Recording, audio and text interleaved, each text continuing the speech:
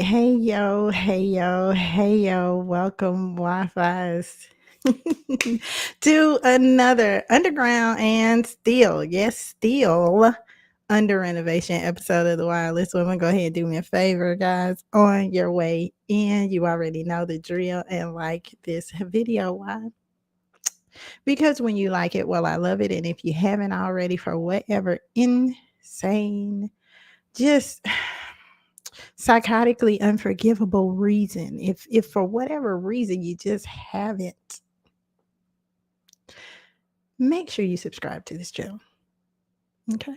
Okay. Yeah.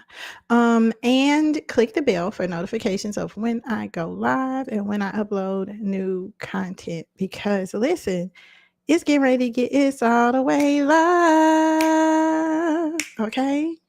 It's all the way live. I'm a little bit tired, so I'm probably delusional. If I say something, I cannot, nor will I let it be held against me. So today we are going to be meeting some young ladies, some mature women who have been very instrumental in my wireless goal, who are also doing content. Some are my personal friends, some are my Facebook friends, just like y'all, just like y'all. And they have really been a huge part, like I said, of just the courage I think sometimes we as women need from our own little group of hens. These are the ladies that are in my hen house. I would like you to welcome them all with me. Wi-Fi's, come on. Come on in the room and welcome them with me to room 303. I am going to be pulling them on. Oh, and also, just so that you know, the chat is live. It's all the way live. If you're on Facebook, though, I can't see you. Sorry. My bad, Facebook. They keep me in jail, so I don't know. It's probably something I did. But I can see all of the YouTube chat, so make sure you come over to YouTube. Get that algorithm right. And we will be interacting with the chat. Okay. So I'm going to bring my ladies on one at a time so I can introduce them to you. First is going to be making her debut back onto YouTube. I bring to you my sister, the blessing, Miss Hanifa Nayela. Welcome, welcome, welcome.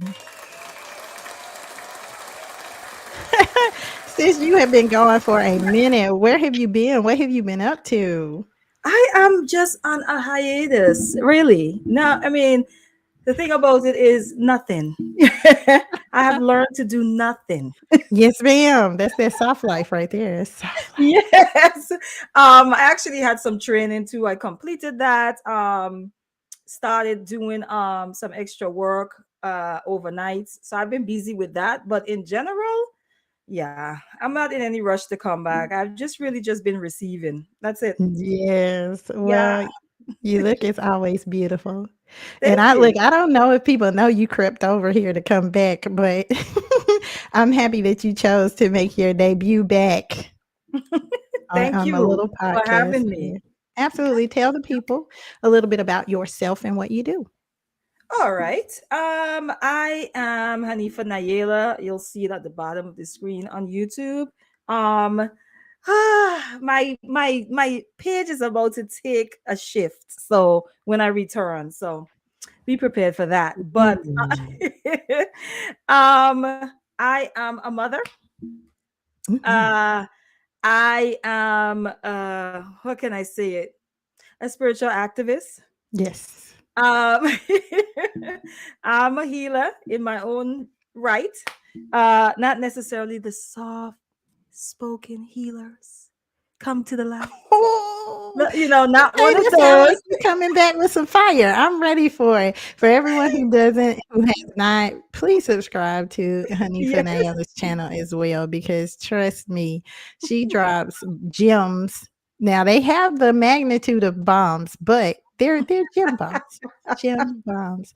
All right, I'm also going to be bringing on behind you Tiffany, Miss Mac Right. Don't get you to act right. How are you, my dear? I am well. How are you? I am doing very amazingly. I am welcoming you into room 303. Listen, baby, a misogynist came through on one of my podcasts, and I haven't been able to get anything on the back up on the wall since then. But we're still here though. We're still standing. I know Okay. that's right. Welcome, Tiffany, to room 303. Can you tell my audience a little bit? Hold on, because I ain't give you the right reception. There you go. You know, I'm the producer and the sound engineer at the same time. So tell the people a little bit about yourself and welcome. Well, thanks for having me. I'm a mom, I'm a teacher, and right now in life, I'm just redefining a lot of things for myself, being more vocal on social media. I just created a business for myself. It's called Sincerely Me. Yeah. Um, so I hope to really put some things together with it. I haven't decided what to do, but I feel like if you're scared, just do it anyway. Just go ahead and jump off the cliff. So that's where I'm at right now. So I'm in a learning stage and that whole what do I do next thing. I love it. And for everyone who's joining the live, welcome. Welcome. I hope that this will be a dynamic therapeutic space. I love my sister circle. Okay. Okay. Some of these ladies have not ever met before. So I'm expecting a very dynamic time. And everyone's social media handles will be in the Dropbox. Okay. I'm missing one. So don't judge me right now. It'll be there. Just come back for it. I want you to make sure you connect with everyone that I'm bringing on. And I will be also bringing on my sister, Jovan. Mangum, how are you, ma'am? Okay, I gotta give you the reaction. Sorry, there we go. Give you clap too. There you are. Now, Jovan is my actual. It's close to a biological sister, almost as you can have. She's a spiritual sister. She's a sorority sister. She's a sister from another mother. How are you today, Joe? Doing pretty good. We're just gonna say that. I was just like, I'm on here with no makeup, Lord Jesus, but we just gonna thank God. Yeah, you Anyhow. slid in the home base with that one. Well, yeah, thank God anyhow. So, yes, this lady right here, she's been a big part of seeing the beginning of Yes. my spiritual awakening. Now, we could never know how far this thing was going to go, but she was there in the beginning. So, Jovan, tell the people a little bit about yourself and what you do. Well, I'm a wife. We'll have been married for 10 years next month. I'm a mother. I have 3 children, a 14-year-old. Let me say children. That's genderless. I have girls. I have 3 daughters. Daughters. All girls. Something I never wanted to be, but I'm here. You're a girl mom. You're a girl Yes, mom. no, I wanted some sons in my life, and God said no.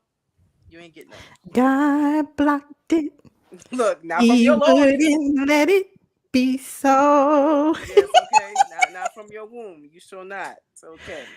I know this is a side note. You know how creepy I am, but like lately I have had like all these gospel songs coming up. I'm like, what is God trying to tell me? I'm knowing songs I don't know. How sweet.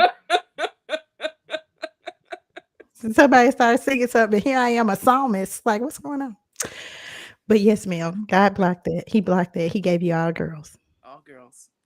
So yes, and some people call it an accomplishment that I actually finished 2 degrees in 6 years, but nonetheless, one of those being an advanced degree. And I also am an entrepreneur, which means I'm really good at not working for other people. I have been a Mary Kay consultant for 12 years, and so I'm doing that. Actually, this is my anniversary month, and I also Happy have anniversary. Thank you. And I have 2 other businesses that I've been working on. I'm working on testing a resale business right now, and then I also have my cooking show that should be very shortly coming up called The Creator's Kitchen, where we'll be laughing, talking, dancing, singing, cooking, and doing interviews to gospel and Christian hip hop music. So I'm excited about that because it's going to be a lot of fun. I love it. I love it. I want to prepare y'all too. If I'm looking down, it's because I'm the engineer. I'm the sound tech. I'm the lighting guy. I'm the set designer. So I'm trying to coordinate getting Felicia back on. Felicia was the first one here, y'all. She was the first one here. Okay. While everybody else was running late. While y'all were running. Okay, I'm on this side. Y'all were running late. She was here. So she will be right back shortly. This is your daily reminder that Magneto was right, you guys. He was right. Magneto was right. Okay, so You know, here at the Wireless Woman, we like to do a nice little icebreaker. So we're gonna break a little ice with my ladies. So, what have you all been reading on? Anyone can chime in and go first. What is your current read or the last book you read? I was reading How to Do the Work by Dr. Nicole LaPera. I have not Mhm. finished that book. It is a really deep book on how to, like, I'd say heal internal wounds and traumas. It kind of talks about how to start doing the work on yourself. It's a, I had, listen, the first chapter of the book, I was like, oh my God, whoo, that's a lot because Woo. you're delving into the self and really how to identify things with you, you know. So it's taken me a while to get through the book because I'm also doing it at the same time right now. It's not something Yeah. that I've already done it. It's literally going through it and understanding maybe what I didn't do before when it Mhm. came to self-healing, self-love, and self-worth. Wow, like now who follows that? Like who goes after that? What else? What else have you ladies been reading? I'm doing two right now. Can you guys hear me? Yes, You hear we me? can hear Okay, you. I'm really trying to relax. I'm sorry. I got my foot up over here and everything. I know. Don't tell me you've been gone that I'm like long. really trying to chill. Tell me you've Um, been around the world and yeah. I'm reading right now. I am dedicating myself to finish the book Yurugu by Marimba Annie, Mhm. which is one of my favorite books as it pertains to decolonizing of self Mm. on multiple levels. So Mhm. Marimba Annie, Urugu, and then I'm also dabbling. I started it. So when I kind of go between both of them. Zulu Shaman by Credo Mutwa, sorry. South African guy, he passed on, but I'm kind of dabbling in that as well. Yeah, so I'm committed to finishing Yorugu because it's such a dense read. Mhm. Mhm. That some people probably just do like one chapter and move on, but I've made a commitment to complete it. So I'm almost finished with that. And then I ended up starting a new book before I finished, and I said I wouldn't, but I can't help it. No. Yeah. Yeah. I try to read one at a time. It Yeah. looks like before we get to you, Jovan, we've got Felicia in. Let's see if we fixed our sound issue. Oh no, it's still coming No, in. no, it's still coming in. Okay. Well, hello, Felicia. You Well, sound hello, amazing. Felicia. You sound amazing. I sound what? You sound great. You It's just sound there's an great. It's just echo. there's an echo. Okay. Maybe I'll have to mute, You all maybe. have to mute, maybe? Sorry. Sorry. Okay, let's try this, Okay, Felicia. let's try this, Mute Felicia. yourself. Mute yourself. Okay. Okay. So whenever you're not talking, just mute yourself, and I think we'll be good because you sound fine. It's just that when we're talking, we're hearing the echo of us talking through your device. Okay. Listen now, we gonna engineer a way to put you in here. So before we get to you, Felicia, go ahead, Giovanni, and tell us, what are you reading, my dear? Well, ladies, sad to say I'm not as deep as you all. And I guess my brain has been yet decolonized. But actually, I have been reading off and on, not sitting down like I need to. Smart Money, Smart Kids, written by Rachel Cruz and Mm-hmm. her father, Dave Ramsey. We actually went to a Dave Ramsey event last weekend.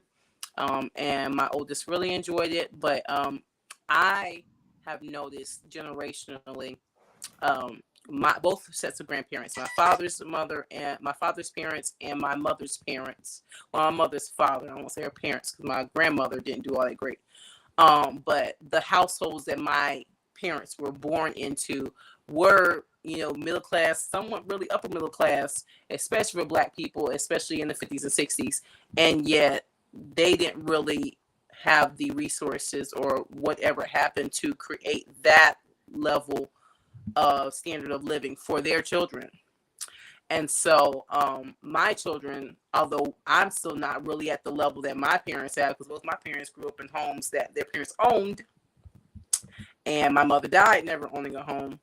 And my father, I don't think that he doesn't own a home right now. He's bought a few and sold them, lost them, whatever. I don't think they're in the house that they own right now either. But my children's standard of living is significantly higher than my own standard of living when I grew up. And so I want to make sure that what I did gain is that we're not doing we're not doing this. We're going to be doing this. Well, there, like that, because there really wasn't any good reason why my parents did not maintain the same standard of living that for their children that they had as children. Other than there was the transfer of knowledge wasn't there. And so I want to make sure my child is getting the transfer of knowledge that I didn't get, so that my progeny, my grandchildren are going to start out at a higher level than my child did.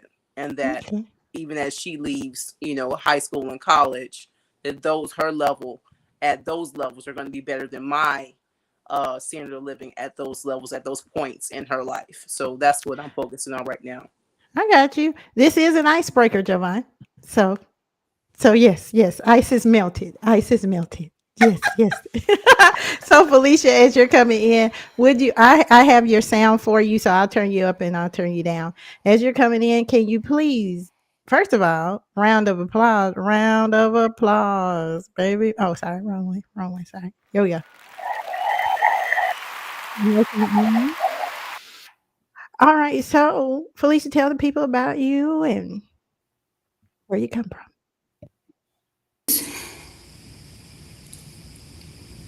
Thank you all for waiting for me. My name is Felicia Smith. I met Debbie about 10 years ago, and we stay connected through social media and Turn Up Events. Here I am grateful for this opportunity. But let's see, about me, I am a balmy 47 years old. I have a grown daughter and my first grandbaby who's 4 months. And I'm just on like this new journey thing. And I'm excited to see you all and meet you all and hear new things. Everybody's just looking pow, pow, pow. I'm just trying to take all this in, like this energy. And I'm just overwhelmed, overjoyed, and I'm excited to be here. My apartment is still kind of empty, so that's possible what the echo is, and we're having a slight storm outside. Okay. Sorry, yeah, and that's understandable. You sound great, so this is the echo, but you look lovely as well. And I actually have chosen. I told you I handpicked you ladies and curated this group because I find that every one of us is in transition. And I don't know if it's the Mercury retrograde. I don't know. Or I don't know if it's just all this forward momentum that we have had as the people. But let's welcome everyone to the chat. It looks like, hey, is this your sister? This is Faye. This is Felicia's sister. Hey, Faye, welcome to the chat. And like I said, we are going to be interactive with the chat. So if you have questions, make sure you drop them. We may even drop the link later if we can. But for now, let's go ahead and move on because I don't feel that we're going to be able to do all of our icebreakers. But the purpose of this panel is to have some Black female energy, to put positive Black female energy out into the atmosphere. So this is going to be a 4-part discussion. We are going to take some questions from the political, economical, spiritual, and social sphere, ladies.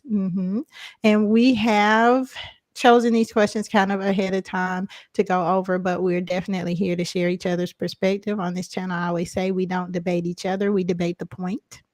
So whatever your opinions are, I expect you to speak to the people and share your opinions about what it is. We're here to put out as much information about the Black female perspective in as positive of a way as possible, which isn't anything I have to say to you ladies because y'all express yourselves beautifully.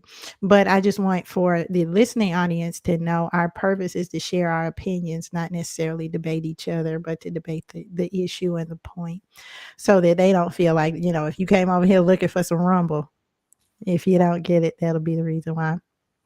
So firstly, we'll be speaking on politics a little bit. This is our last year before the election year. So, ladies, starting with whoever wants to start, we can go right to left, however you want to do it. Who you got? What are you seeing in the political space right now? Oh, nobody. I can't tell you that I've gotten into politics lately. I've literally been in a bubble. I'm not even gonna lie to you. So I be almost wanting to throw politics away. I'm not gonna lie. So Yeah. I've just been in a very personal space. If it's not positive, I throw it in the trash.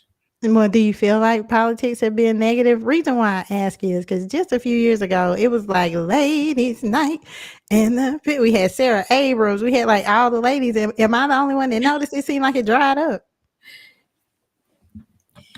For me, yeah, like I'm not interested. It's not feeding anything for me right now. So I'm not interested.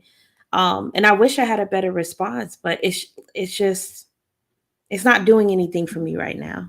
After Michelle Obama, I probably wasn't interested, honestly. Oh, wait a minute. I can agree with that. Yeah, after Michelle, and I must have been in the same bubble with you because when I voted, it was like there was no other option. Um, and we briefly spoke on Kamala, Harris. I think they did that to appease us. She beautiful lady, many accolades, her story, her pearls, her chucks. They drew us in, but it's like all of a sudden we don't see her. I haven't seen her. I think she was on Jennifer Hudson's show. I saw a clip, but it's like I don't see her out and about handling issues. I know she's somewhere doing her job, but I think, Debbie, and I heard you say they told her to go somewhere and be quiet. I kind of agree with that. Yeah, I think they had to have her, something like that. I don't know if this is like her clone representative or something like that, but it's just like what you said. Kamala was what they said she was, a Trojan horse.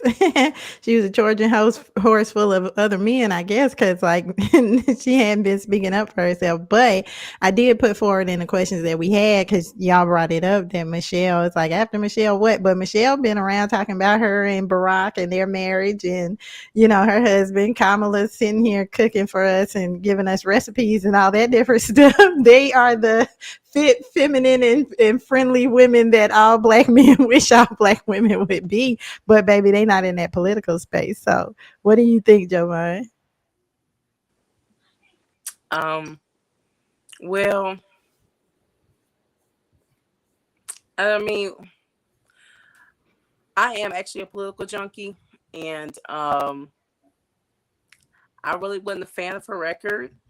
So from California, she really does not have a good record on the vulnerable. So sometimes no news is good news. We'll just say it like that. Because if you ain't really doing nothing, then you can't really make it bad for people who already have it bad, or worse for them. Well, get into it then. How do you really feel? I guess I'm glad because she's not making it worse. Well, that's fair. That's fair. That's fair. Rounding out my political questions. This one's been a hot button. It's been a hot pocket, I guess, if you can say that. The Tennessee Three.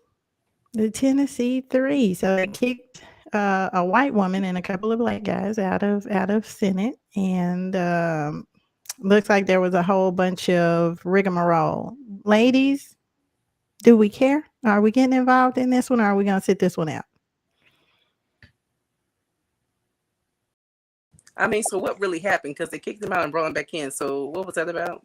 Yeah, well, they were protesting all about gun control, and of course, they're in Tennessee, baby. You're not gonna get them Tennesseans away from their guns. So, they took that very personally, I would suppose. And yeah, yeah. And so I just thought it was interesting because generally, you see black women, you know, out here in the street going after it. But I noticed we set this one out. I can't say I wasn't elated to see it happen. But at the same time, it does make me wonder, how this bodes like moving forward in the political space if women start to sit this out? Because honestly, we're the largest demographic that won this whole thing for the Democrats. So what does that mean for all of us when we see these policy changes? Because y'all know I'm gonna touch on the Supreme Court taking everybody's abortion drugs. So before we get to that, I think if we all take that step back from the political space, what is that going to mean?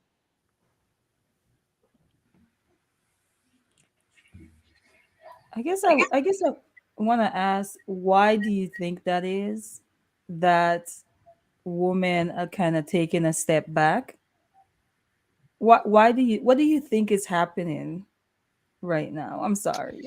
I know. Look, then it became the Wildest Women show. I will tell you, me personally, I said it on one of my podcasts that I feel like when it's a man's issue, we as women, we're going to go out, we're going to go support. But then when it was Roe versus Wade, they just let it happen. When it's about women's issues, when does our issues ever come on the docket and we get the full scale of support? When we talk about gender pay gaps, when we talk about discrimination for black women in medical care, like none of these things become part of the black agenda. And I think that could be responsible for why so many women are stepping back out of those political spaces, because like, what's the reward? Yeah. I as I was listening to everyone, when Tiffany started talking, I was just like, me too, girl, me too. I've sort of been under a rock and out of the loop. Not even really engaging in the news, none of that. But I do know that there's definitely a shifting that's happening, and it's going to affect multiple levels, and that includes the political, right, Yeah. level as well. I do understand also that there's a lot of things that we don't think is political, but it is a whole lot. um, but I also think, as I was listening to Tiffany talk, I think that people's not responsibilities, priorities have shifted tremendously. And I think a lot of us are taking the approach of dealing with what's right in your face first, versus, so really tackling the micro versus the macro. And I know that we can chew gum and walk, at the same time. I do understand that, but I think people are deliberately prioritizing self first and then working outward, if you understand what I'm saying. I think that's a major shift that has been happening. I think there's a shift going on even with women, as far as constantly putting others before ourselves. We are bucking against us, the socialization, the programming that we've received as women, and so that's going to affect how we engage on multiple level, and that includes the political process as well. So Yep. even though I'm not in the loop, I'm definitely in the loop as far as the shifting that's happening specifically with women in general. And I think it's something that has to happen because we Yep. have really been dealing, living, coping, existing within a very imbalanced system. Patriarchy is a very imbalanced system. And I think that what's happening, the shift that's happening, is not necessarily a takeover. It feels like a takeover to those who are used to being in power, who are used to being in charge. It feels like a takeover, but it's really just a bringing it back to the middle, sort of, that's happening. And so as I'm listening, I'm like, yeah, none of it is going to go untouched. It's going to include the political process, and there's a lot of prioritization of first things first that's happening with women in general. That's Mhm. just my take on that piece. I'm sorry. I agree. I agree. I think what's happening in this space, in this realm, is the January 6th insurrection version of the Black woman takeover.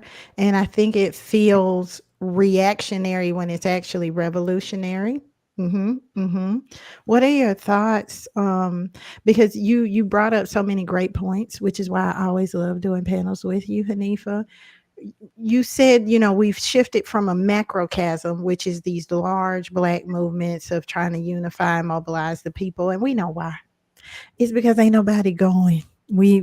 Everybody's going their own way. And so my thing is, do you feel, ladies, like the shift is coming from the pandemic? Like the pandemic finally maybe gave women the energy and the time to actually just focus on self? Or do you think this was just a long time coming? Felicia, go.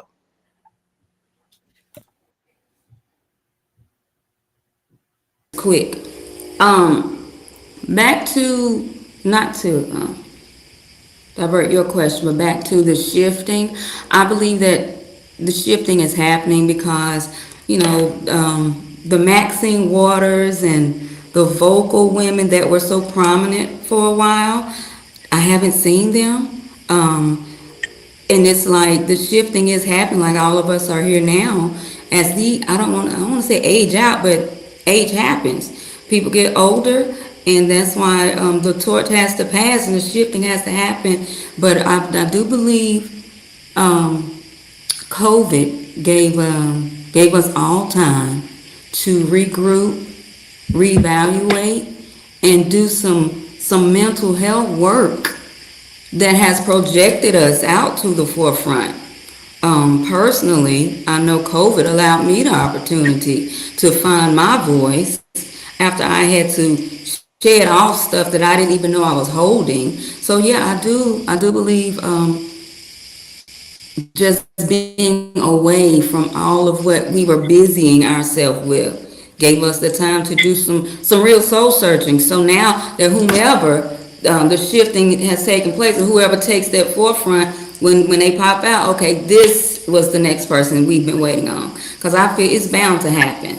It's time for somebody to just stand up and let's really do some necessary work that can be done. Yeah, I think that's true. I think it really shined a light on mental health and how we take care of ourselves and how we give to others. And like I teach, so when the pandemic happened, a lot of those social skills with our kids, how they communicate, how they are nurtured, how they are not nurtured, maybe the family, there's a lot of divorces that have happened. Like a lot of these things happened during the pandemic while you're sitting there. And now that we're not on the go, now that we're not as busy, we're still busy, but now you're in close quarters. Now you're teaching your kids. Now you're realizing there's issues there that when you're on the every day-to-day move, you don't see them. So now that we see them, the world is trying to emerge again to be normal. It's not normal because now we've realized there are issues there that haven't been uncovered. You cannot unsee the things you saw, even down from spouses, how you interact with them, and the Black woman in the family, how you have identified different dynamics in your family. Like I have 3 boys, and through the pandemic, it showed me what they didn't have, where they were strong, where they were weak, where I, as a parent, needed to kind of strengthen and reinforce different things in the family unit. And then I can sit here and, as a woman, it did make me think, okay, now there's a look about going into trauma, because now you're seeing different things and these are now symptoms that you're seeing. So then delving deep goes back into different places that we haven't healed. Now you're uncovering mental health. Now you're uncovering not only mental health, but disabilities. There's all different things under this umbrella that we're now having to address, not just from institutions, now from self. Like, how do I deal with this situation? How do I deal with disability? How do I interact? How do I communicate? Now there's a war between men and women. There's so many different things that are now being a catalyst on what do I change first. So of course, I'm not going to be in anything political because now I'm looking at my family on a very smaller level. How do we even function? How do you do that? Then as a teacher, I'm looking at students who are going through the same exact thing. Now their social skills are, if they're in 11th grade now, they probably are at a 9th grade level. So if that's happening with our students, that's just one thing that we have to address. That's you're not scratching the surface. So we're taking a very it is a hiatus everywhere. And I can't even pinpoint one thing because it's a lot to unpack. Now we're just now unpacking a lot of things that we've been packing in there. We've been hiding it. We've been lying about it. Not trying to be facetious, but we were on a survival mode. Now there's time for healing, addressing, being truthful, and then accountability. That thing that no one likes to do is now here. No. So let me ask you this. Because I know Hanifa's married, Javon is married. Felicia, am I the only one that had a pandemic divorce? Felicia, were you pandemic divorced too? I have one. Oh, hold on, Felicia. Let me light you up. Hold on. There you go. Oh, wait, no, you still not. Hold on, sorry. It's my fault. Hello, sorry. It's my fault. You ain't have to say still. You ain't have to say still.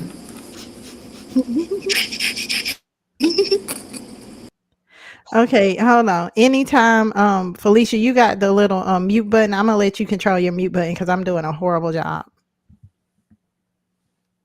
I'm doing a Excuse me. I'm doing I a was horrible still pandemic separated. That counts. Oh, Yeah. Yeah, and you're right. The pandemic situation, it really just shook up the family. So moving away from my questions, my ask is, as women, what do you feel like individually you have the ability to contribute, or what have you been seeing that is or isn't working? That's a good question. I feel like a level of accountability for everyone is the first initial thing, and knowing what you can do and what you cannot do. That is a very loaded question because we all are trying to, well, I'll say myself, really trying to find out where that is. Boundaries. You spent so long allowing so much that when it now comes to identifying the source, it can be difficult because we can say it's the pandemic, but it goes a lot deeper than the pandemic, especially in the family. We could say the Black family, but I'll just go ahead and say just the family in general and the dynamics that have been going on for so long. Now we have to address it because it's become a problem. So I think that's something to actually consider and think about. Actually, let it marinate. Jovan, what do you think? Well, I was listening to a lot of what Tiffany was saying, and it's just, I think why you didn't see, relating it to your original question, why you didn't see maybe a whole lot of Black women getting involved with the whole Tennessee situation is probably relief. It was like, oh, you got the mic. Thank you. I ain't got to get the mic. Oh, you got something to say? Good. Oh, I was gonna say that. I like that. That sounds good. Pretty much what I was gonna say. Nothing to add. Like I think maybe it was just really just relief that someone else was taking the reins, taking the lead, and it was like, okay, we cool with that. So as we as women are calling our energy back, I mean, it's not just a gender war, y'all. It's a womb war. Okay, it's a womb war. I was telling you that the Supreme Court, they overturned Roe versus Wade. Whether you agree with it or not, feel free to chime in. But they were taking away the abortion drug, they've got that whole thing under review. But we're already dealing with a steadily declining birth rate anyway. It seems like more and more women, like you said, are just kind of choosing themselves. And I mean, from your own standpoint, Hanifa, what do you feel like the long-term ramification is going to be for that? Because I have my own opinion. I'm going to chime back in on it once I hear what you say. I actually was gonna, if I'm gonna speak to that just let me speak to one thing that we were talking about. I wanted to say that I think one of the things that the pandemic actually revealed is how many people were feeling the same thing. The pandemic is that person that comes into the room and says what everyone is thinking, and then everyone is like, I thought it was only me. And then all of a sudden, everyone is just talking, and it's like, wait, so y'all been feeling like this? I think that's sort of what the pandemic did. Like, it's really revealed that a lot of people were tired. A lot of people was on the edge, of just, not necessarily committing physical suicide, but suicide in other aspects, right, of their lives, suicide of dreams, right, just giving up altogether. I'm done trying. People giving up on the holding the family together, right, because some people figured out that they were the only one holding the family together, in a sense, but a lot of people were feeling the same thing, and the pandemic just came and just popped the bubble, and everyone just started like, me too, you too, me too, we start talking to each other because now we're inside. But I think the most important conversation that came out of that is the conversations that people started having with themselves. I think Yeah. that was the biggest piece of it. But as far as what's the ramification, I don't think there's going to be much that's going to change, to be honest, Deviant. I don't know. I can't really foresee that, because I feel like,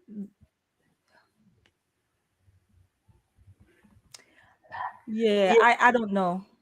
I'm still gathering my thoughts around that, to be honest. So if you Well, can give me a second. Hanifa is never without words. She's never without words. Okay. I love the way you use your words. The reason why I'm asking this question, because of course it is leading into the segue. This whole womanism versus manosphere energy, it is coming to a head, like at some point. And I think we are retracting away from, being political, retracting away from being, politically incorrect, all of these different forces. But I think it's a rest that women needed, because, we were asking for our rest. Oh, rest. But for what? I think that there is something coming down the line, and y'all know I work in the financial industry and all these different things. But when you start to see so many more Black women doing well, like you said, focusing in on our mental health, focusing in on our finances, that's been a big one. I'm seeing a lot of female business owners coming in, and then you see the bitterness, you see the separation on the other side, because we pay for this freedom, you guys.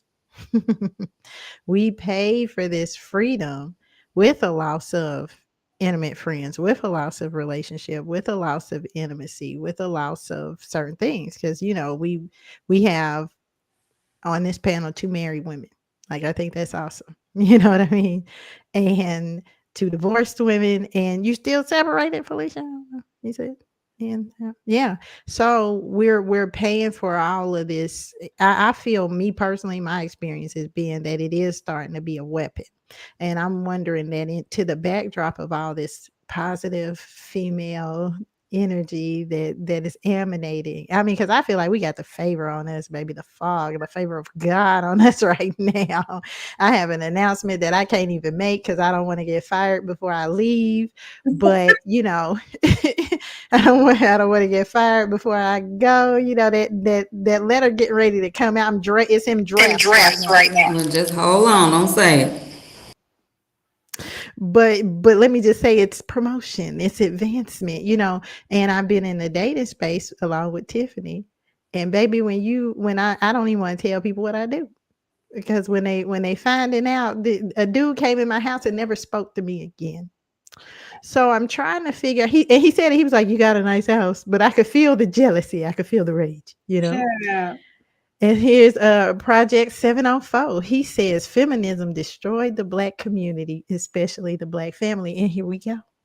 So my point in what I'm saying is, as we're taking, look, I can't make it up.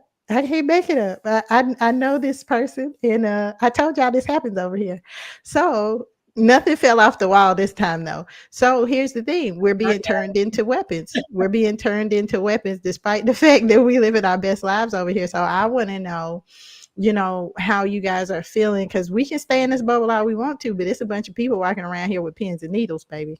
True. But those are the same people that's not doing the work on themselves either. And I feel like the attributes that we have are, it's like love is weaponized right now. I don't like that idea that the counterparts of like love or developing intimacy or relationships, maybe there's certain things about that that's being weaponized. Like, you know, I might open up to you, I might talk to you, but then later it's used against me. When, like, why is that happening? Why are we not forming good relationship bonds? So then it still has you backing up because you can only control you.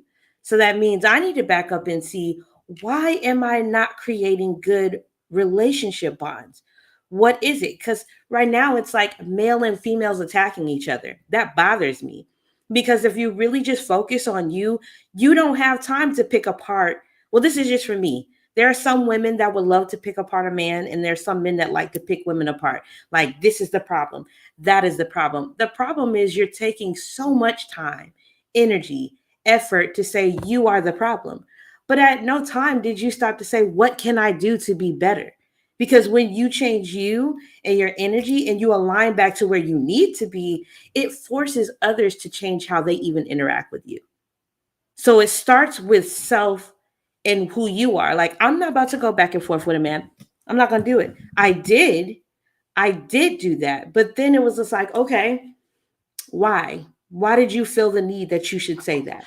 What do you get? What's the prize? But we've been taught like that. And you don't really realize that until now. We are addressing, okay, how do we develop healthy relationships? It doesn't have to always be romantic, whether it's platonic, it could be familial.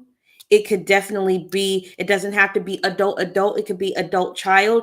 How were you socialized, nurtured? Who poured into you? Because clearly we're not pouring right, or we didn't get poured into correctly. And that's okay.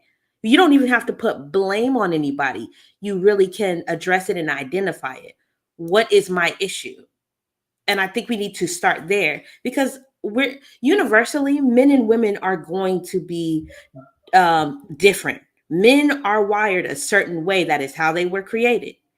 Women were wired a certain way. But clearly, and this is my imagination, I don't know how everyone believes, but like when men were made, they were made a certain way. Good, awesome.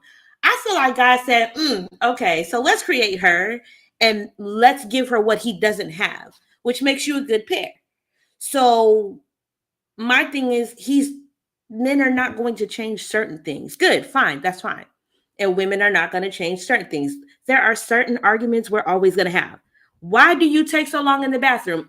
I don't know, because that's what I'm doing, right? So why is he more logical? You're built that way, but I don't need to fight you on what you're different at. Work on yourself, and how do we compromise and put that together? It's like peanut butter and jelly. Peanut butter is not mad at jelly. It just, one is one and the other. You put it together, eat it if you want to. If you don't, get something else. I don't know. Yeah, they hate us because they ain't us, baby. I think I think it's men vying for women's spot. Like what Hanifa said, we're coming to a place of supremacy, and it's them fighting for our spot that's causing us not to be able to coexist, in my opinion. Felicia, go ahead. I didn't try to cut you off, but what she was saying, Tiffany was saying, just spoke volumes. I had an encounter just yesterday, day before. A friend of mine, male friend, I saw him after a while, and I found myself having not been in that environment in a while. I was a little, I think I came across a little hostile because as a woman, I've been doing a lot of things by myself. So with this energy around me, at first I was like, okay, first I was just quiet because who I was is not who I am now. And so I really had to dial it back and talk to myself, say, okay, Fee, open up and express the new you. He already sees it, so now just let him hear it. And so I do agree, we are coming into more of our womanism, but I don't want to say we are so used to falling back, waiting for the man to handle it, that now it's like, okay, we can't do that anymore because once I do that, I feel that things start to fall if I don't stay strong or stand firm. So I don't want to say that I pulled back who I was, but I did find myself refraining a little bit from the new person I have become, just to not be offensive. You understand what I'm saying? Why do you feel Why like do you you'd feel be like you'd be offended? offended? I don't know. It was just like I was just trying to read the energy, and I was in my head a little bit like, okay, just stop. It was just I was going. However, if I can go back to yesterday, I saw him again, and this time I just stood in who I am, and he was receptive to it. I think somewhere in my mind, I just went back to who I was then, but it just took me a minute to just really express and get comfortable in who I am now, and presenting the new me. I'm gonna say to him. I don't know. I guess it was the masculine energy that I have not been around, and I just felt myself changing some. So is it safe to say for us that maybe we are learning how to communicate better, and sometimes that's a little wonky when we're putting it together with another individual? Because I mean, it starts there, right? Communication. I want to key up a little bit because that has been story of my life. If I take her, that has been the story of my life lately. It seems like I had a card reading because y'all know I'm part Christian, part heathen. Kind of a demi heathen, and it was full of swords energy. I think she pulled every sword. I had the Queen of Swords, the King of Swords, the Two of Oh, Swords, the Five of Swords, the Nine of Swords, the Sword of Swords, the Ace of Swords, and I was like, so you're just cutting everybody off and just being in your head. Okay. I felt like that Kill Bill scene with the crazy 88s chick. I was like, well, let it come. And she said that to me. She said with the Mercury in retrograde, it's something about Taurus energy or something. She was Yep. like, everybody's trying to get you out your masculine energy, but you're gonna have to stay in it. And what I'm finding, this is just a note for Felicia, being comfortable in that energy is an exercise in the uncomfortable. Yeah. You just got to get out in it like it's deep water and just keep kicking until something like swimming happens.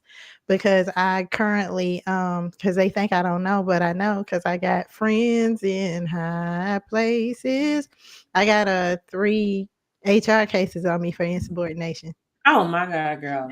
And it was because I said no. I just said, no, I'm not going to be able to do that.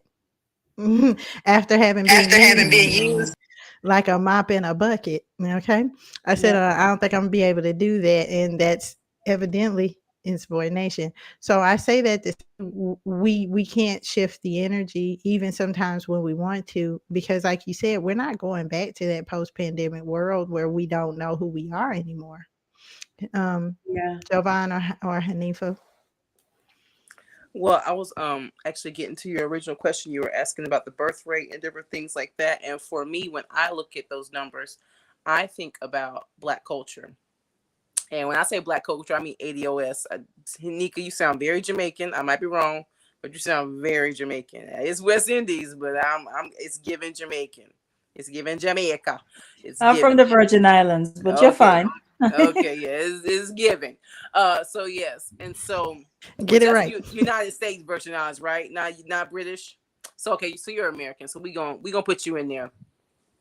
When I say Black culture, I mean ADOS, because I know a lot of times Black culture gets to be, you know, the Caribbean and the West African and East African and all diaspora and everything. And yes, that is Black culture, but I'm talking about Black American culture. Devian, you were the one that taught me that black people have a ballroom dance, the Lindy Hop. It came out of the Harlem Renaissance. Things like that we don't know. Like, who is going to be teaching our children that? Like, of all the Black History Months, we couldn't have found out. Nobody could have told us that the Lindy Hop came out of the Harlem Renaissance. We couldn't have known that. We had to learn square dancing. We couldn't have somebody teaching Lindy Hop in PE. You know what I'm saying? Things like that. You know that CIAA kind of cheer situation, which I could swear that have somebody from Winston, Fayetteville, EC, Shaw, St. No, Virginia State, and all moved to Charlotte, and now all them little girls that used to have that traditional cheer leading, then became coaches down here in Charlotte. Every Charlotte suburb school got the stone clap. We didn't know what that was in '98.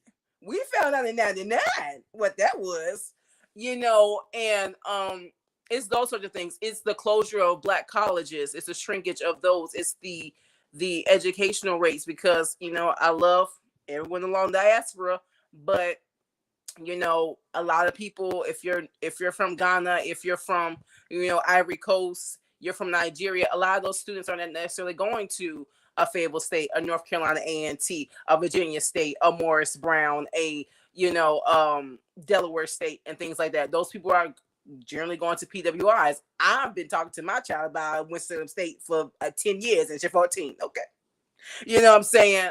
My friends who actually went to predominantly white schools, now they have their daughter, and they're basically Huxtables, but they have their daughter at A&T. But they're ADOS. And so when I look at the birth rate, it's things like that it just makes my heart break, because I just wonder how many of the things that are common now, of me just going to this Black-owned business last weekend in Tennessee and getting some Nashville hot chicken, because I'm getting the black hot chicken. I'm not getting the no. My people gonna make me some hot chicken. I'm gonna find out the real hot chicken. I'm going, you know what I'm saying? I'm going home. We spending Black this weekend. Dave's hot chicken took the Black man out of the home. Dave's hot chicken. You're so stupid. But just those sorts of things.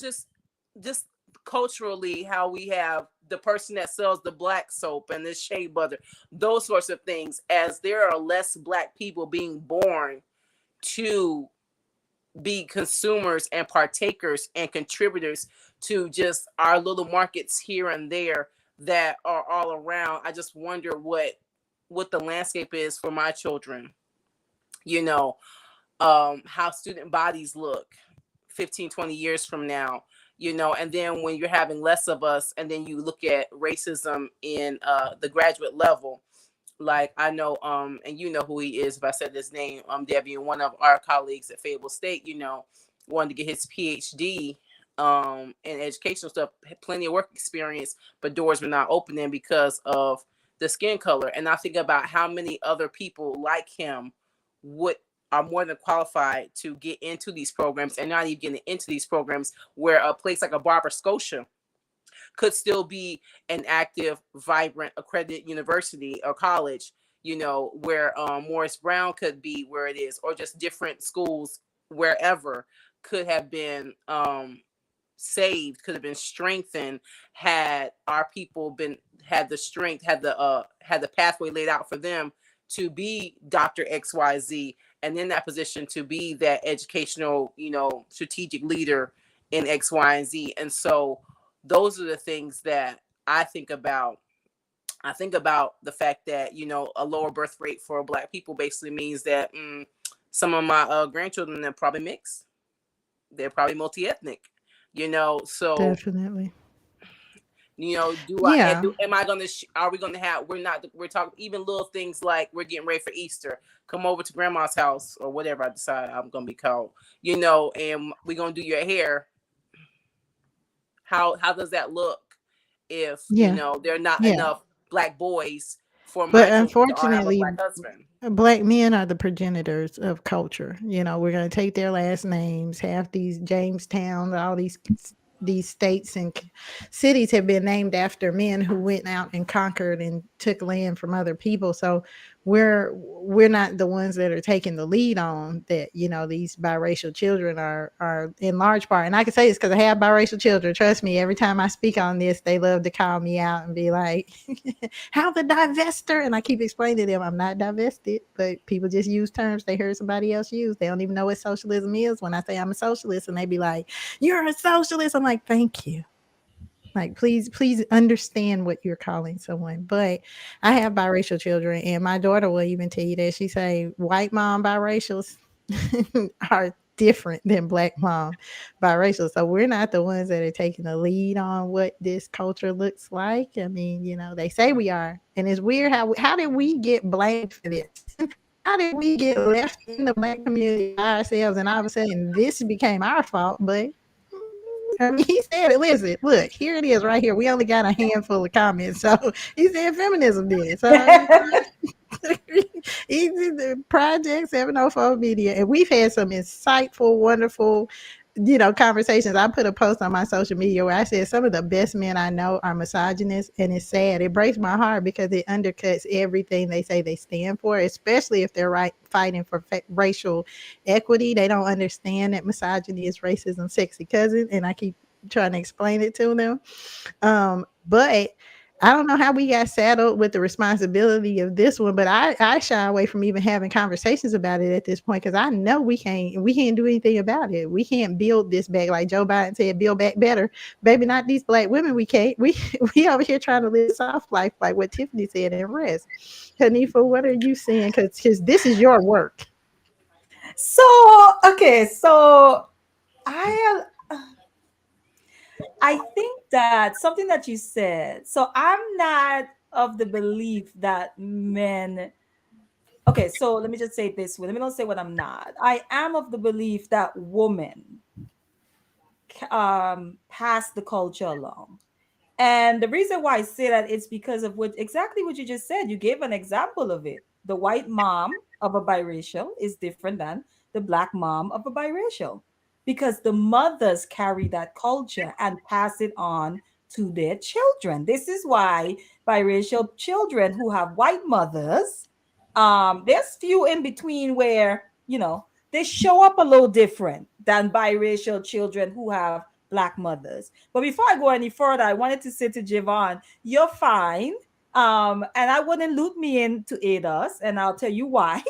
The U.S. Virgin Islands to me is a colony, but we're very much Caribbean people. Our culture is Caribbean culture. I don't claim Black American culture. I am married to a Black American man through and through. That you guys will go probably trace his generations as far back as he probably can go. So I leave space for that, for ADOS or wherever they want to identify as. I don't feel the need to hijack it. And since so when you sit, I'm like, no, you don't have to loop me in. I'm good. I'm really good with what you're saying because I hear you. Because everyone should be about preserving their culture, right? Culture is same thing Marimba Annie said, is the immune system, right? That is our immune system, our culture. And if our culture begins to break down, then our family structures, our homes, which is what we're seeing happening, by the way, it's a part of it because we don't have, the culture is not intact as it should be, right? But as far as I'm going back now to the woman passing on the culture, and I'm using myself as an example, you know. Yes, I came to the States. I was like 17 years old. I'm the last of 5 girls. My father is from the Virgin Islands. My mother is from the Virgin Islands. My grandmother, my grandfather, my great grands, they are all people from the Virgin Islands before the Virgin Islands was even owned by the US, right? So I trace my family back to the islands, period. Now I have boys. I'm a boy mom. Okay. My boys do not right. I have two. My boys do not are not growing up in the islands. But when it comes to, because a part of culture is food, right? What I cook, how I cook that, right? I do not cook like Black Americans. I don't. Now, I would tear up some yams, some candied yams, but if you ask me to cook Can them, I I get to cannot the cook them. yams? The sweet yams. I'm sorry. Right. And then like, my husband, he like black eyed peas and like, that type of stuff. He's from Virginia. And so, but for me, I homeschool my sons.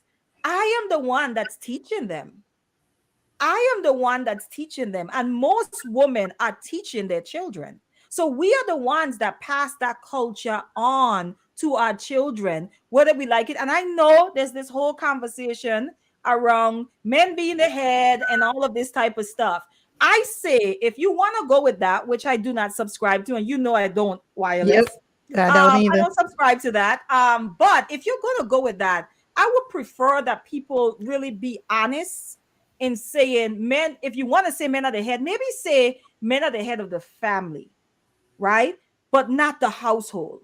Because the reality is this: if you are having a traditional house, the woman is running that shit. Indeed. She is running that shit through and through. You have to go to her for intel. You have to go to her for insight on what's going on with your children. I'm talking about in that setup, that traditional religious setup where people say he's the head, God, the man, woman, children. The woman is running and in charge of that, whether we like it or not. It doesn't sound good to say it, but if we're dealing with reality, and we have to step back and step out of our feelings, right? And really observe it for what it is. She is the one that is molding the minds of those children. When you gone and you working, who is helping them with what? What is she teaching them, right? And this goes into the dating process. This is why I said to men, you guys got to vet better. Stop looking at her fat ass and figure out, can she teach my children? Stop looking at what she looks like in the face and figure out what's going on with her mind, because she is responsible for the minds of your children. Chris Rock said it best. Commitment will teach your children to read. New P, is illiterate. No. You on a roll, but I want to challenge it because I want to ask you this. Okay, so right, if we're because I got this is what they said. They said we don't care about your degrees, though. They said we don't care about your education. You know what I'm saying? So y'all are married. We're out here in this date world, baby. And they like, we don't care if you own homes, if you got a good job, if you let me get to them yams. That's what they telling us. You know what I'm saying? Can I get to the yams? Okay, so my point is, this was the question. I know, Tiffany, this is what we do. My question comes from Project 704. I told y'all he be sounding like a misogynist, but he has a heart. He's the 10 man. He's in here looking for a heart. Okay. He says, how can we as men serve the women better? Understanding that we are the progenitors of culture. Me and you are on that, Hanifa. We on that. I ain't taking nobody else's last name again. So what does that look like? How can we pull these men into making sure that the community gets served? Because to your point, Hanifa, when you said we as women are molding these minds, and y'all are all boy moms. I'm a boy mom too. Javon, not so much, but I'm a boy mom. They hate us. They out here hating us. How did we get here? This is why I'm not good for these topics. Like it goes down to like gender roles, and my next relationship, I want it to be with someone that I look at as a friend. I don't really care who's the head. We're in here working as a team.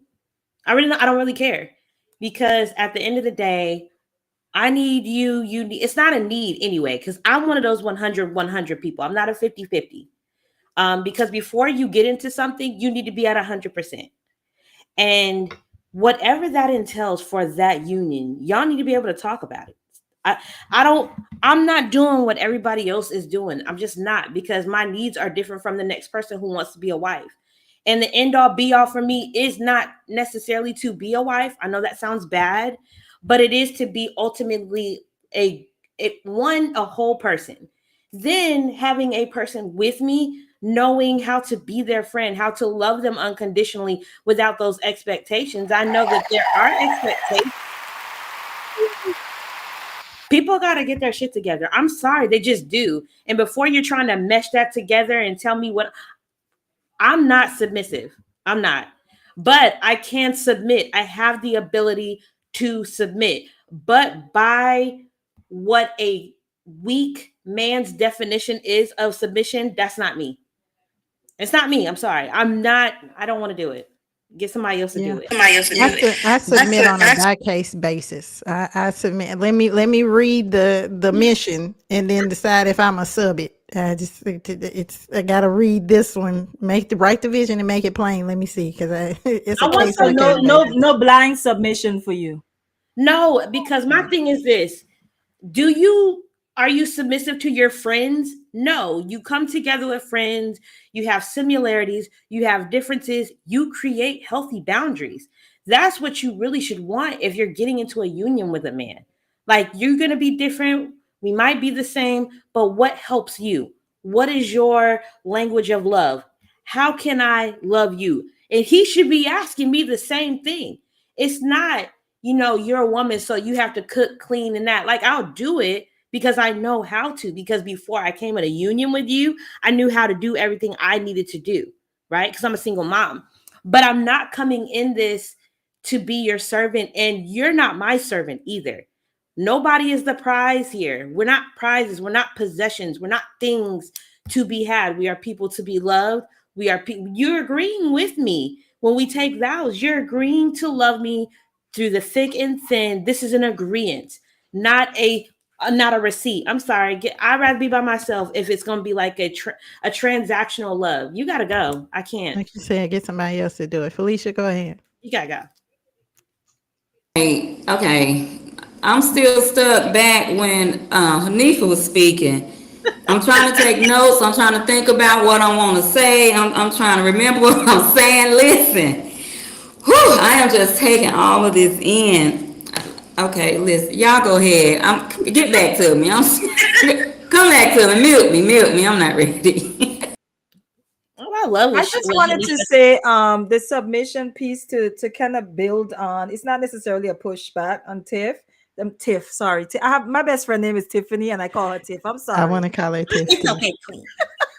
On Tiff, what Tiffany says, I'm gonna say I'm build on. So a friend and I, my aunt wireless woman, we're supposed to be trying to set up some conversation around the submission conversation, because I feel like it's been not only that, but like really including the masculine feminine energy in that, because it's rooted in that, because it's this idea that the masculine is supposed to be the dominant one and the feminine is subjugated to that. But I think that we all submit to us in a certain degree.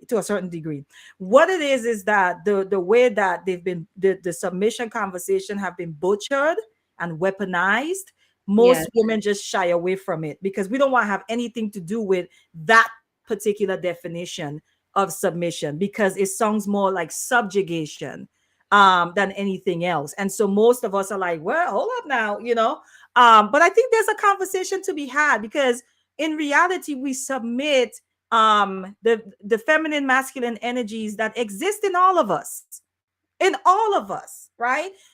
We have this idea that it's the masculine energy is reserved for the men and the feminine energy is reserved for the woman. And the reality is no, both of them exist. I give this example to say, in talking to someone, I'm a woman, right? So if I go out, there's something I call on my husband for. But if I go out and my children are under attack, I'm not going to sit there like a flower and just be like, where are the men to protect me? No, I am going to tap. My masculine energy is going to come to the forefront, and my feminine energy is going to take a back seat. That is submission. What is the submission that's happening? The submission is saying, you are more equipped to handle this than me, right? The submission is the feminine energy in that moment saying to the masculine, here you go. I'm going to tap you in because this is what you do, right? After I've protected my children in all my fierceness, right? And probably snap a few necks in the process because Yes, I'm ma'am. going to have to tap into my masculine for that. After I'm done and everything have settled and the dust is settled, my feminine is going to come back around because it's safe to do so because the masculine has done its part, right? Now the masculine say, oh, your children need to be cuddled. Your children need to be hugged. Your children need to be kissed on. Not saying that the masculine don't participate in that, but the masculine move out the way and say, this is what you do best. So I'm going to go ahead and submit to you. So when we bring that into the physical, as far as men and women, that is what that's supposed to look like. We all submit to a certain extent. We all do. If you are working a job, if you have a boss, we do it. But the Evidently, I submission don't. that I these, don't do it. Oh my God. you know what, the submission that these people are talking about is a submission that puts women under the feet of men. And Yeah. most women who are in their right minds, let's be clear, and I know I'm probably going to offend some people, who are in their right minds will not participate in that, will not sign up for that, will not volunteer for that. They will look and say, if I have to be in a subjugated position, I don't want anything to do with it. But I think we have to have a different conversation about submission because Yeah. the energies within us, the masculine and the feminine, submit to each other 24/7. Yep. Right now, that's happening within all of us. This idea of gendering energies is a problem in itself. It Oh, is. sorry. Go ahead, Felicia. Go ahead and take it. Go ahead and take it. No, yeah, that is so true. All women, we do have a feminine and a masculine energy. That is why we have been able to achieve what we have achieved if we are by ourselves and if we're with someone else. I'm sorry. That's what we've been able to achieve. We've achieved because once we are feminine, yet we have a masculine where we get done what needs to be done. I wanted to also go back to the culture. I wasn't really raised in the culture. I just grew up African American, we black, this is what we do. I was determined that my daughter would go to an HBCU, where I learned about culture as I got older, and I'm learning those things. She graduated from North Carolina Central, and it was an experience that I could not have taught her. There are some things that she learned and experienced. I'm grateful that she has experienced. Well, I would have loved to experience that, but once we learn about culture, it is up to us to foster that and carry that. So I agree with Javon regarding, the Roe versus Wade and the children and grown-ups deciding not to have kids, and that experience being diminished somewhat. So I want to talk about that, and also say that as a woman, we have so many attributes. I feel and believe that once we're in the right environment, relationship, work, and respect is there, we already know how to submit when the energy is there, and we feel it's a safe place to be submissive, to use that energy at. Yeah, and I want to say that my baby daddy bought me this Hollister sweatshirt. I think he trying to get back with me. I wanted to ask somebody what that means, but before I do, we have a comment. No, I wanted to talk about it because I like the fit of it, and I was like, "Dang, he got this right." You know what I'm saying? Like, it gave me It's cute. right, right. When he put some clothes on you, it hit different. So we have a comment here. It is from Iran Freedom, who says so many people are born into abusive situations, don't know healthy boundaries to start with, or how to use their power to defend themselves.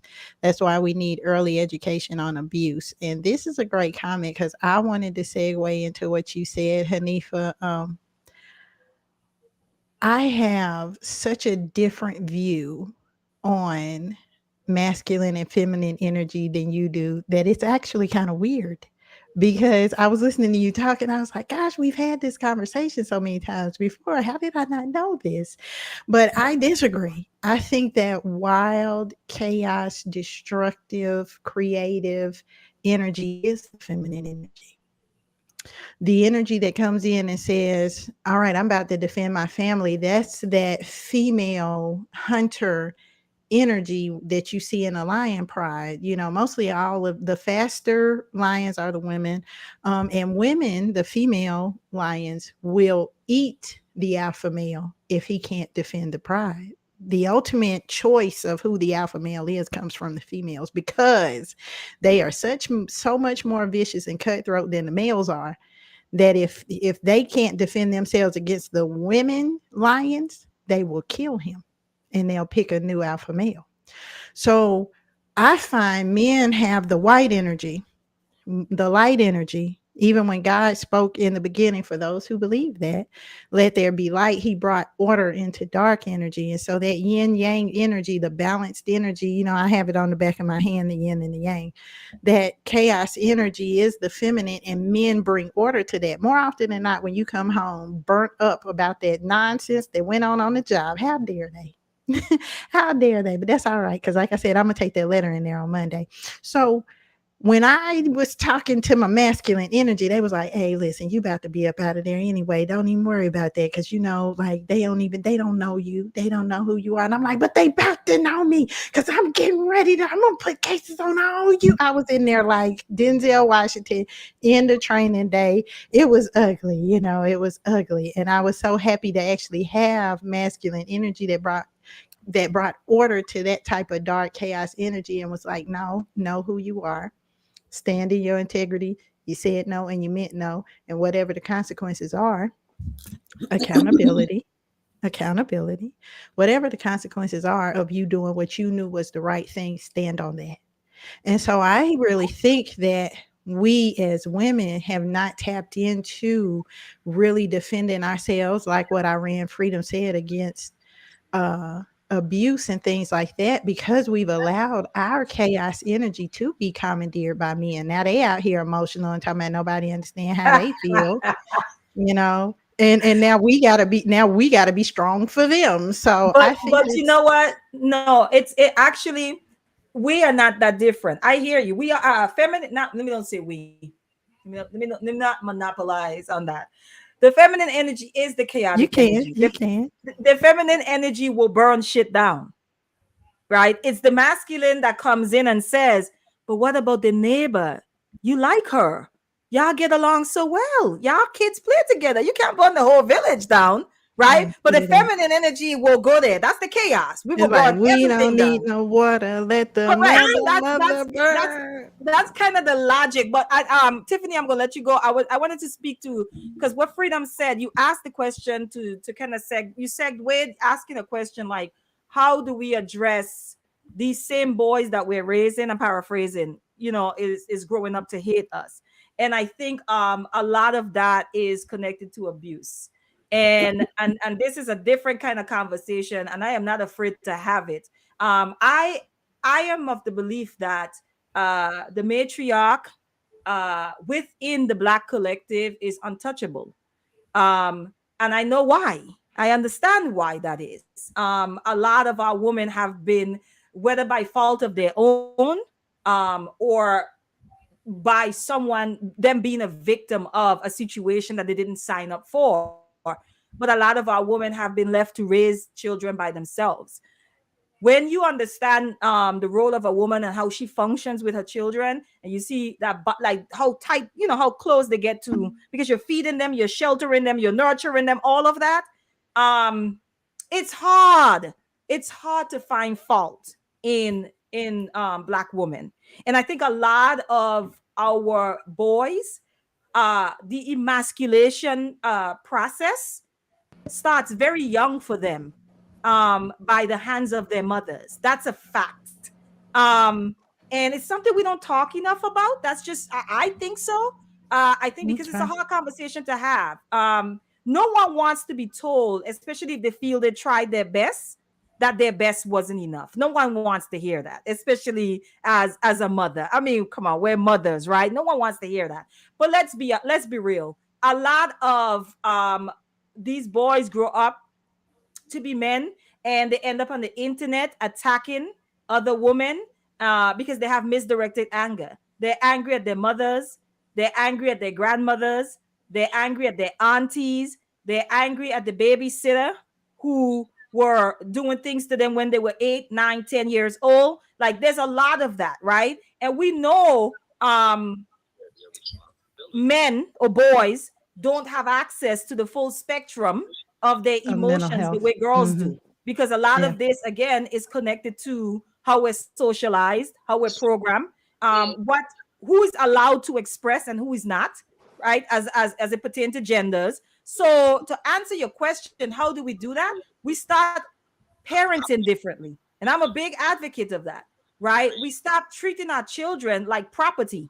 We stop dehumanizing our children as if they have no, and this boys too, as if they have no emotions, as if they don't feel, as if they don't have thought process. All of these things matter, because you cannot drag a child up and think that they expect them to pretend to be raised up when they become Mhm. adults. You get what I'm saying? Mhm. Now, there's a lot of societal factors involved in this. Yeah, that's what I was gonna say, because we no, raise them right. up and then turn them loose to a Yeah, so world and that's that's the not thing. When we have emotionally these intelligent. conversations, they're very nuanced. Mhm. Especially when you're dealing with just Black people in general. It's just not a black and white conversation, because there are so many factors at play. But it doesn't change the reality that a lot of our boys or men are angry, right, Mhm. at their Black mothers, and we have to ask why that is and be able to I hear just the want them to truth get of that. angry. I want them to get angry at white women, so then we can do some progress. We You can know have some what? progress here. But No, it still no, goes no, no. back to what Tiffany said. We have to deal with what's right in front of us True. first. You know I'm being silly. Sim Go Simma ahead, has Tiffany. gotten I'm his sorry. I had Sim interrupted Simma. Tiffany. Oh no, and I'm sorry because I'm coming back to Tiffany. We're gonna do one more round. And I'm gonna drop the link too. If there's anybody want to come in, you can. But I wanted to pull up Sim Simma's comment because first of all, thank you, Sim Sima. He said he been here the whole entire time, and I know that that's true. But he was doing dishes, so now his hands are free. Thank you. So he was talking about being a proper parent, and he was saying that it's not taught in society, it's not taught in schools. It's really a freestyle treatment on lives, and the majority are bound to get confused. And I think that's true, because for me the socialization has more to do with where we're sending our children than where they came from. Yeah, we want to endow them with as much confidence as we can, but you take a child like me. I was the only child, and then you release me on and like the kraken on earth, and nobody can deal with it. So now you have a child that's poorly socialized because you know. Go ahead, Felicia. And then we'll come back to Tiffany. And I And then just we'll come back to Tiffany. okay. I just not only that, we are definitely in a different time. We all know this, my growing up, there were older people wherein you just knew some things weren't tolerable. My daughter, I keep referring to her as my only child, so anybody else to refer to, she grew up with the grandma who was actually grandma. And the older people who poured what's the word, some values and morals into her. And Sima is correct in parenting is freestyle. Even though I had my parents when I had my child, I was still learning as I went because she was totally different than me. But still, we have to have people around us and to stay grounded. I know I'm a different grandmother than my mother was, but I still have to remember to have some of those values to instill into my granddaughter so we won't be at the club and stuff together. I mean, if things happen, they happen. But I'm saying we have to remember to just try to keep a balance as we parent and keep people around us that we know will, because it takes a village. Just keep people around us that we know will help pick up where we drop. Because no one can just do it all. No one has all the answers. Indeed, Tiffany. I had a couple of points, but the whole parenting being freestyle, I agree with that because I think it comes from the experiences of the parents. And I was talking today to my child's father, and he was talking about how different things kind of haunt him from maybe different things he didn't do right, and where he stuck at. And I kind of told him, well, you kind of have to live in the present and kind of address things that are an issue because there is no manual to parenting. But when you have been socialized a certain way, it then affects the experience the child has because, we go through life, shit happens, right? But then there is no pause button for the child. So as you go through this, the play button is still going. So their experience is now affected by your experience. And this is how cycles continue to keep going because this is how mommy deals with disappointment. This is how daddy deals with it. So therefore, even though they feel uncomfortable in the moment, like going addressing to the abuse, domestics, I don't do domestics, but they happen, and it happens because of a cycle is continued. I saw mommy or daddy hit each other, so therefore in that moment it's uncomfortable, but maybe you just think it's a process, so then as you get older you repeat it, and even though intuitively that's not right, I can't explain it, now we're doing it. So again, I'm always for the self being kind of cleaned up and addressing those things because then it is like a seed. When you plant a seed in the ground, no matter what you planted, at some point it's going to come out. And you might not know where you planted it, what you planted, but when the time comes and the conditions are correct, it will come up out of there. So if you have planted being inconsiderate, it might not come out when they're 2. It might come out when they're 10, when they're going through a lot more changes and the environment is definitely ripe for that. Or if you have practiced being inconsistent, they will then be 2. If your child is emotionally unstable because they watched you do it when that pause button wasn't pushed, then they will then be 2, which I think, and this is my opinion, I could be wrong, it is very important, especially single mothers that have children. I have 3 boys, that we actually take a look at what we are doing in front of them, even when we're going through disappointing times, because all 3 of my boys are a reflection of some part of me where I was in my life when I created them, me and their father. So when the father is not around as another baseline, they then take those attributes from me. So if when I get upset and I'm hauling off and I'm screaming, one of my sons might not do that at that point. It might be like my oldest son, who is now 13, and you at the schoolhouse and disappointment comes, and therefore you do what you've been taught to do. Now, that is why it's important for single mom, any person really, to go through a healing process with yourself so that I can say, you know what, son, when you deal with this is what we need to do. We need to address that. And I find myself doing it more because parents are not parenting a lot of times right now. You're controlling, but you should be your child's biggest mentor because you, right? Or do you? So if you, when the behavior comes out, you should not be demonizing that child like, oh, they just hard-headed. Ma'am, so were you.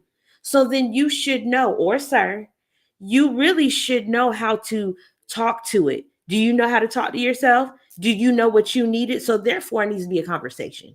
Now, I'm not saying don't discipline. I'm all for dragging you if you need it. But at the same time, I don't mind. I got time. I'm gonna make time for you because I love you.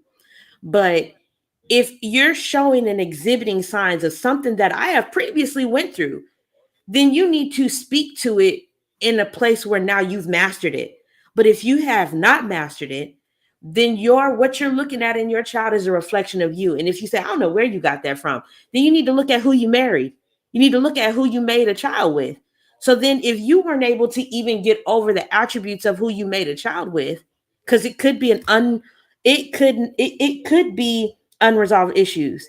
Where was the retrograde? Retrograde brings back things that you didn't finish. So therefore, it's going to bring it up to you. Either you're reflecting or you're mastering. Somewhere in between it, or maybe not. You do whatever you feel is necessary. But when it gets brought back up to you, if you say, no, that's not my problem. Well, you didn't have a phantom issue come into your family. It's there. It was a seed planted somewhere. You need to find it. So then therefore, when we look at parenting, I look at it now as a means to master what I didn't get together, so you can stop cycles from continuing. So I will always be that person that tries to empower the you first. You are no greater than the weakest link. If that weakest link happens to be you, baby, fix it. It's not the dad's problem. It might have been, but did you master the father, or did you master the mother? Did you master how to communicate with them? Did you master getting upset? Our children are blank canvases. So then therefore it should really cause you to look at the self. I'm sorry, I was going on. No, Tiffany, if I could say this, wireless woman, I don't think, I think we need to rethink the idea that we are freestyling in parenting. I don't think it's as much as freestyling as we think. I don't think so. I think there's a lot of subconscious stuff that comes to the forefront when we're parenting.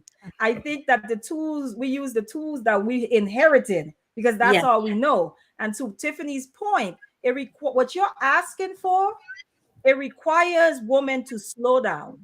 Yes. It requires us to be still. It requires us to be okay with seeing and not being seen. It requires us to listen, to pay attention to our programming, because what we call generational curses or whatever is nothing but programming. That's all it is. So it requires a level of stillness to look at your programming. And trust me, if you do that, a lot of us are living in a loop. What we're doing is just changing our characters, but we're living in a blasted loop. And it requires you to look and say, whoa, I don't like this narrative.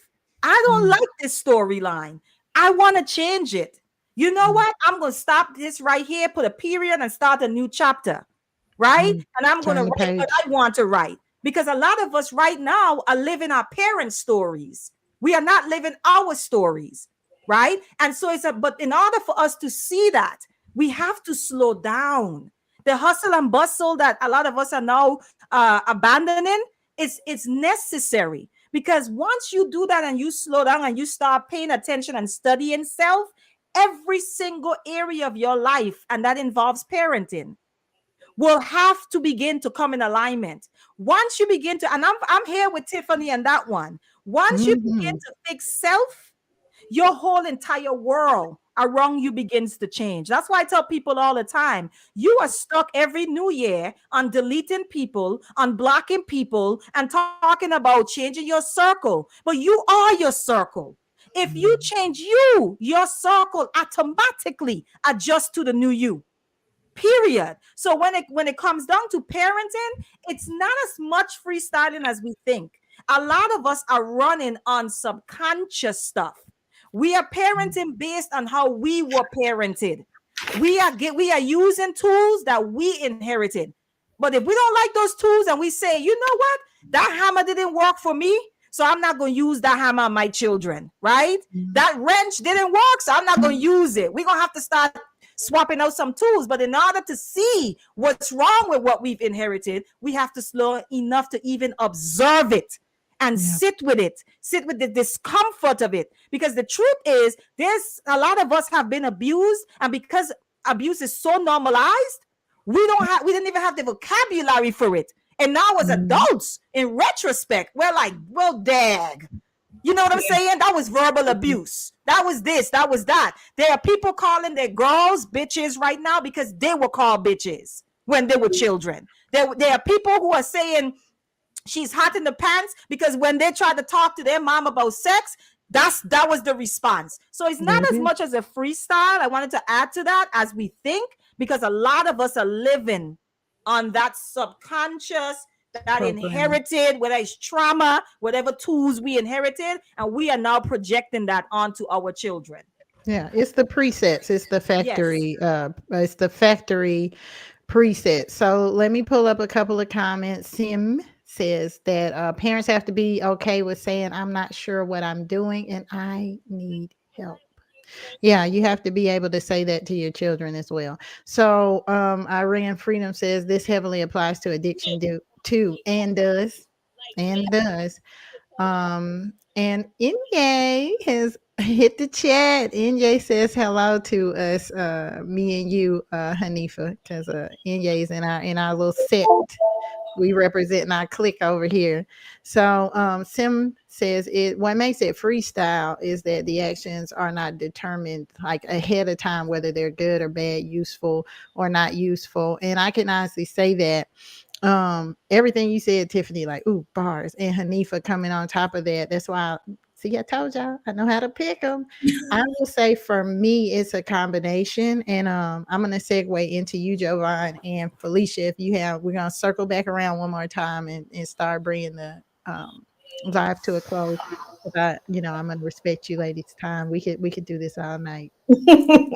What Muni Love said for hours and hours and hours. But I would say for me, and I can segue into Jovan with this because we have a very deep biblical scriptural basis for how we parent.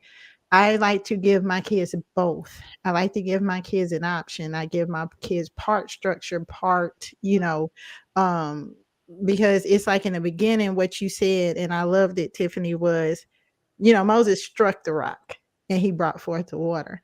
But the second time, God says to him, now speak to the rock. Because the rock has already known, it already knows what its purpose is when you come to it. You don't have to strike this rock a second time. You speak to the rock this time. So once you set up that structure for your child, you shouldn't consistently have to be coming in with fire, brimstone, discipline. You can use discipline to create structure now. And it's like you said, you're building a model for both you and the child to live out of, because everything that we're holding out, like you said, that is me at that age. And now I'm going to go back and parent the inner child the way I wish I had been parented. But now my inner child can't stay an inner child. My inner child has to grow up in order for me to become a fully formed adult that can parent a child. A lot of people are parenting out of the same childish, unhealed, unevolved mindset that they were using at that time that they were parents too. We have to allow raising our children. And I can say this because I probably got the oldest child here, maybe. No, no, no, no. No, Felicia does, but I have the oldest boy. And I have a 19-year-old boy right now that ain't that ain't speaking to me. So I can say that you strike the rock, okay, but then after that, in the place where you've made your name, you should be able to speak to the rock. If you're speaking to the rock and you're not getting that correct response, like you said, it's your own inner self-talk that's coming out in how you talk to your children and everybody else. And so with that being said, I'm going to segue into you, Jovan. um what are your closing thoughts on just being unleashed in general and what that means for you? Um, I wanted to come in a few times. I thought it was well, you guys were talking about the submission, and it's interesting. I've been married 10 years, and we never had a conversation before or after about me submitting. And we ended up getting a car that I didn't want to get because I don't like debt. I'm very happy buying cars with cash, and I'll take something old and ugly with no payments than something that's flashy with payments any day. And I had the conversation with myself when he was pushing forward with really wanting to do this, and I really wanted to do it. And I said to myself, it's not submission till you don't want to do it. And that was not a good decision. And so we have learned that, that's a decision that we've regretted. We have learned that maybe submission isn't always going with don't submit if it's a bad idea. And bad doesn't always have to be unhealthy or violent or subjugating, or it's just not a good idea. It could be a good idea at the wrong time. You might remember this statement, Devian, at the church we went to when we were in college. But man, that thing has stuck with me. Some of those daggone gems that's still bearing fruit. Where one of the ministers was pastoring and he spoke and he said, a blessing out of season is a lot like a curse. And so sometimes it's And just a good is. idea. Sometimes it's a good idea for the wrong time. It's a good idea, but a different season. You all were Hanifa was talking about some of the things that you were talking about. Black men being angry with their mothers. I will never forget, and it was such an interesting insight. My stepmom, who has one natural child, and she had a boy. He's about 50 or so at this point, maybe a little older. And I don't know how we were talking about this. They live in Atlanta. Probably, y'all know Atlanta. One of the things it's known for, homosexuality. And so I guess we're talking about that. And she said a lot of women did that to their sons. I was like, really? How you say? She said a lot of women, they had boys and they wish they had girls. And they would ask their son to put on a dress and say, will you be a girl for me? Will you, can we play Barbies? Can we do a tea party? And things like that. And so when their sons grew up and they were gay and, flaming and all those different things and the makeup and the lashes and the stilettos and all of that, he's been like that since a child. And I in my mind, I could never imagine asking my child to be something other than what God gave me. And I say this as somebody who wanted a boy. So I was so dejected. I was so hurt. We did that gender reveal. I fell out. Lord, let me post the video. I fell out when I found I had a third girl. The first 2 words out of my mouth after I came to. Finally, I had a third girl were more hair. Hanifa, you ain't doing nobody hair. You got boys and you ain't doing no hair. Lord, and we have so much hair over here. It's so much hair product. It's just the amount of energy, mental energy of my life is spent on somebody's head. Jesus. And I was like, God, you would give me another one of these. But God gave me what I needed. And even if I didn't think I needed that, I still needed that. I told one of my friends the day that we found out it was a girl, I said, do you realize that 13 years from now, I could have 2 cycles and menopause going on in my house all at the same time? And she goes, ooh. And I was just like, really, God? Really, God? You really want this for me? But God is sovereign. And so but hearing my stepmother tell me that there were women that she knew in her community that did that to their children, that tried to culture them into something that they weren't, it was just mind-boggling to me. And so I think that just as a Christian, we always have to look at the Word of God, and the Word of God is a mirror. I look at my relationship with my mother, who's deceased, and Debbie, she was there at our funeral and everything like that. We sang at my mother's funeral together, and no one cried. We actually made it through a song without crying at the funeral. But I look at the things that, like I said, I look what she didn't get from my grandfather to her, what she didn't get from her mother to her. Like my grandmother was a diabetic. My mother was a diabetic. They both died young. My mother said, my mother should have taught me better. Guess what? My mother didn't teach me better, but guess what I eat better. She didn't teach me. But guess what I got? I think of all the conversations I wish I could have had with my mother, and I say, okay, well, I'm going to be here for my child. I'm gonna be around for this conversation. Yeah, my mother drinks soda all the time. My children barely drink sodas. Nate, when we gonna buy? So they don't even ask for a while because we don't buy that, because we don't need that, because that's not good for us. My daughter said, I want snacks. We live in an ingredient household. That's not food. You can make something to eat. I ain't making no snack. We ain't buying all these snacks. And we need food. We need sustenance. We went to a event at another friend's house, a friend of the family house, and she goes, Mommy, there's nothing green. I know, honey. Some people don't eat like that. We eat something green every meal. There's a plant at every meal. It's not a starch. Corn don't count. That's not a vegetable. That's a grain. And so I learned through an auntie mentor, and so I just think that we really have to look at things with the end in mind. And I think if you're really looking at things from the end in mind, you're really going to come at it from a different angle than just what it is right now and the emotion of the moment. And so I don't know if that even really relates or answers your question, Debbie. It didn't. It didn't at all. I spent the whole time thinking to myself, what in the hell is Jovi talking about? See, no one knows you like I do. I knew what you were trying to say, but I was like, and on my show, she gonna get me canceled, and I don't even have nothing to do with this shit. You know what I'm saying? Like, I knew what you meant because I'm a Jovan whisperer. But for those who didn't know what you were saying, we will translate. We will translate at a later time. Basically, what you were saying was, that like we have to intentionally each day be charting, recoursing the path because at the end of the day, what's more important than what we parents is actually being there for it, being there to harvest the seeds that we sowed and some other stuff that's not that, but that's the point. Okay, so Felicia. Yeah, so I just jotted down.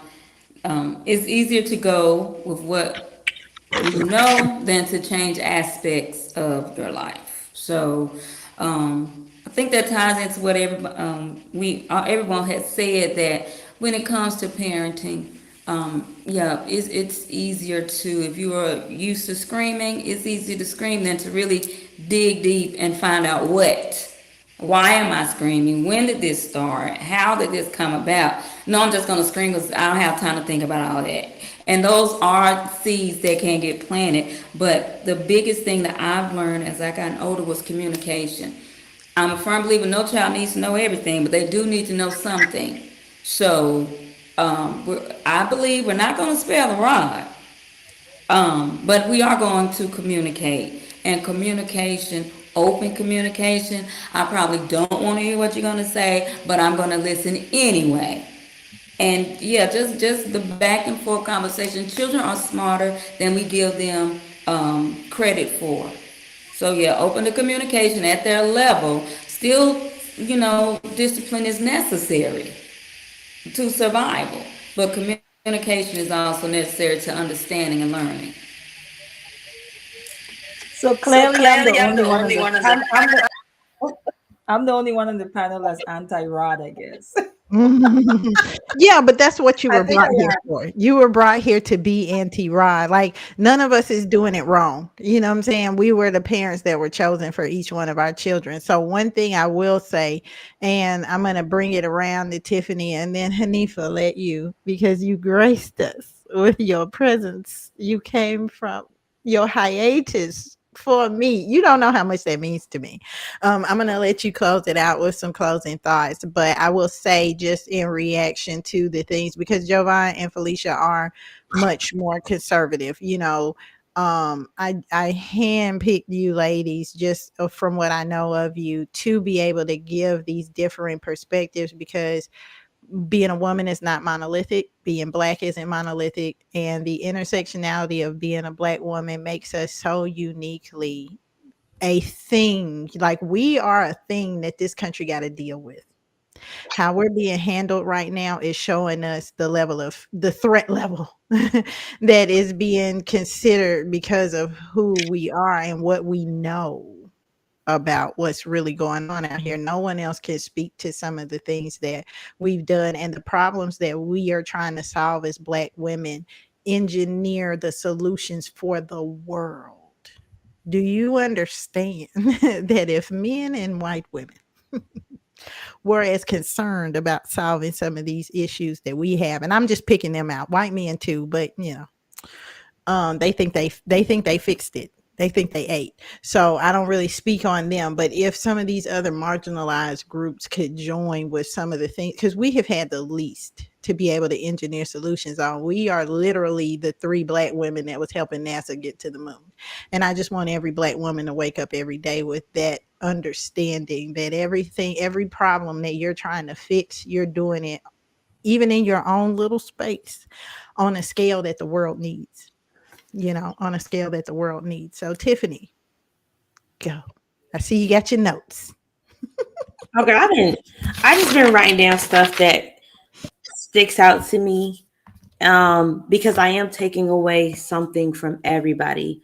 I'm the new kid on the block. So I look and listen to, I'm trying to change the way that I think about our women myself, because a lot of times our women have left a bitter taste in my mouth as a Black woman. Um, and we've identified a lot of things today, whether they were scattered thoughts or they went this way and that way. We have identified issues that have probably catapulted us into the shift, and the things that I won't say that we're just now recognizing, maybe some of us, but maybe we did not have the safe space to identify it and be able to have our own idea of how we wanted to resolve it. Finally, how do we want to do it? And for me, how I talk to people, like even on my social media, it is about you being able to identify you in your world, no matter who you are. I'm quirky. I am a nerd. I probably have been in a bubble for quite some time. But while I was in that bubble, we should still be observing not only them and what their problem is, because honestly, I'm going to be ratchet and say, I don't care what your problem is. And I say that I do care, but if I cannot spend more time on what your problem is with knowing that I haven't even looked at me first, it's very easy for me to say, you know what? I see that booger in your nose, but at no time did I stop to get myself together, so that the amount of time it took me to get me together, it then serves that level of creating compassion for the next person. And being on a panel with a lot of Black women at some point in my life, I probably wouldn't have done it, because the level of consciousness that some women have is not there. The level of empathy is not there, or understanding. But I appreciate the shift. I do. It feels uncomfortable. I'm not going to lie, because to sit and not listen to ego is a challenge, because of what did she say? She said the subconscious programming. And that's not just for parenting, that's also for us too. So I'm taking a lot away from this, knowing that if I had to give something, that we always need to have a healthy relationship with learning.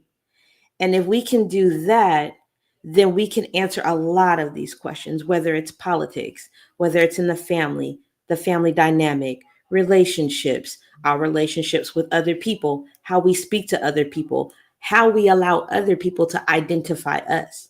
So, you know, I could talk, my brain goes a mile a minute, but I would just say I'm appreciative of the things that we identified today, because it helps me to see us better. Because I won't even say that I always seen us in a good light. That's the thing to say. Like, I have Black women power, but I look at us as queens. So I identify with what would a queen do. Um, and then when we look at masculine energy and feminine energy, I look at that totally different from the both of you ladies in general, because I look at it, what I'm doing when I'm using either or. Masculine energy is much more action oriented. I'm focused, I'm steady, and I know what I need to do. With the feminine energy, I get to come and sit on my throne. I get to see what I want. I get to ask myself questions, because no one asks us, what do you want? What do you like? Our women can be so indecisive until they're pushed under pressure. Then we determine what our value is when someone pushes us there, because you're not going to treat me that way. You're not going to talk to me that way. So we should really be taking this time and take these tidbits to even look at how we even value what our energy is like in the first place. Then when we get to that chaotic energy, that's much more primal, because we all have that, men and women alike. I don't care if on my most meditative day, you do something to my kids, we have a problem. But it's same thing with a father. You do something to his kids, he gonna come see you about it. So it don't matter which energy he rolling in, you can get it. So I'm just gonna leave it at that, because I all of you really were a breath of fresh air to me today. Like, I'm still regurgitating some stuff, but y'all are awesome and very phenomenal indeed. I tell you, listen, it took so much to get Tiffany out here. She's like, I don't know. She was like, who all gonna be over Who's there? coming? She was like, who all gonna be over there? And I just want to thank you for being such a blessing to my folks and my people. Me and Hanifa have a lot of the same followers. I won't say that because that sounds weird, but so a lot of them have never been exposed to y'all, and we do panels like this to expose new women to different perspectives and different groups of people, because like you said, we would never come across each other just in a regular setting. And the awakening is happening, and we all are a part of it. And so thank you for being here, Tiffany, and I'm going to turn it over to Hanifa to go ahead and close us out. I'm going to drop off my other ladies. Hold on, before I get to you, Hanifa. I Oh, got something for you. go ahead. Before you drop them, I wanted to say something to them. Go ahead. Please carry on. Oh no, go ahead. No. Oh, okay, sure. No, I just wanted to say thank you to every lady on the panel for holding space for this conversation. And I have a whole bunch of stuff I've written down as well. I think is it Javon? That last thing you said about the blessing out of season can feel like a curse. That's a whole word from that past. I shouldn't have had to go and underline that, right? You don't took her name, Felicia. Felicia was mentioning that no child has to know everything, but they have to know something.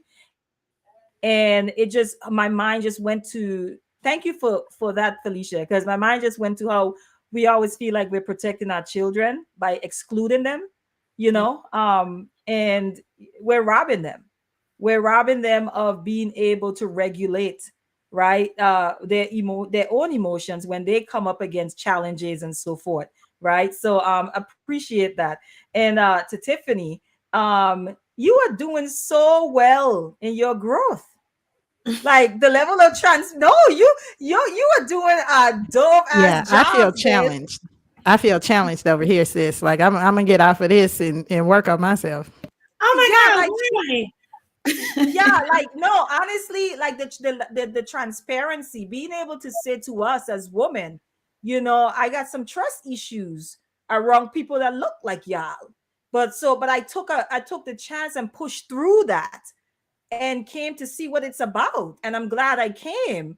That's a level of courage. And if there's anything we could take from that is, being able to push through the discomfort sometime, because you'll be surprised of what's on the other side waiting for you.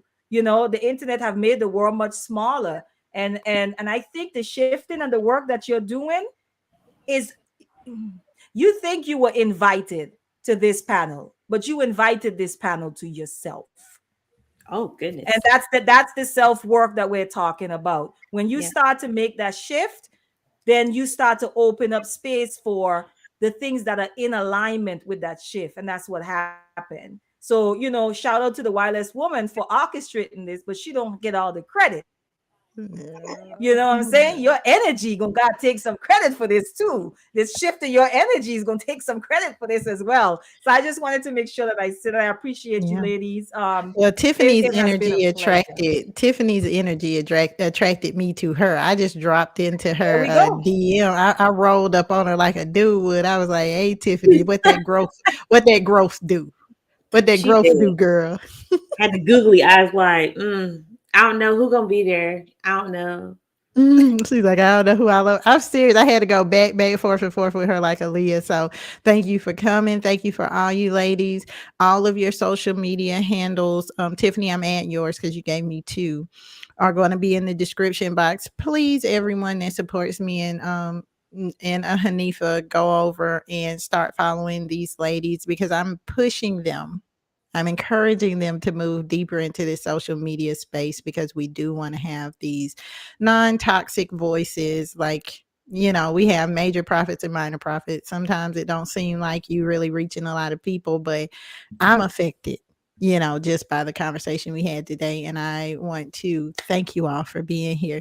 So I'm going to drop my ladies off. Y'all have a good night. And Hanifa, me and you will close this thing out. Thank you for being here, ladies. And we'll do this again.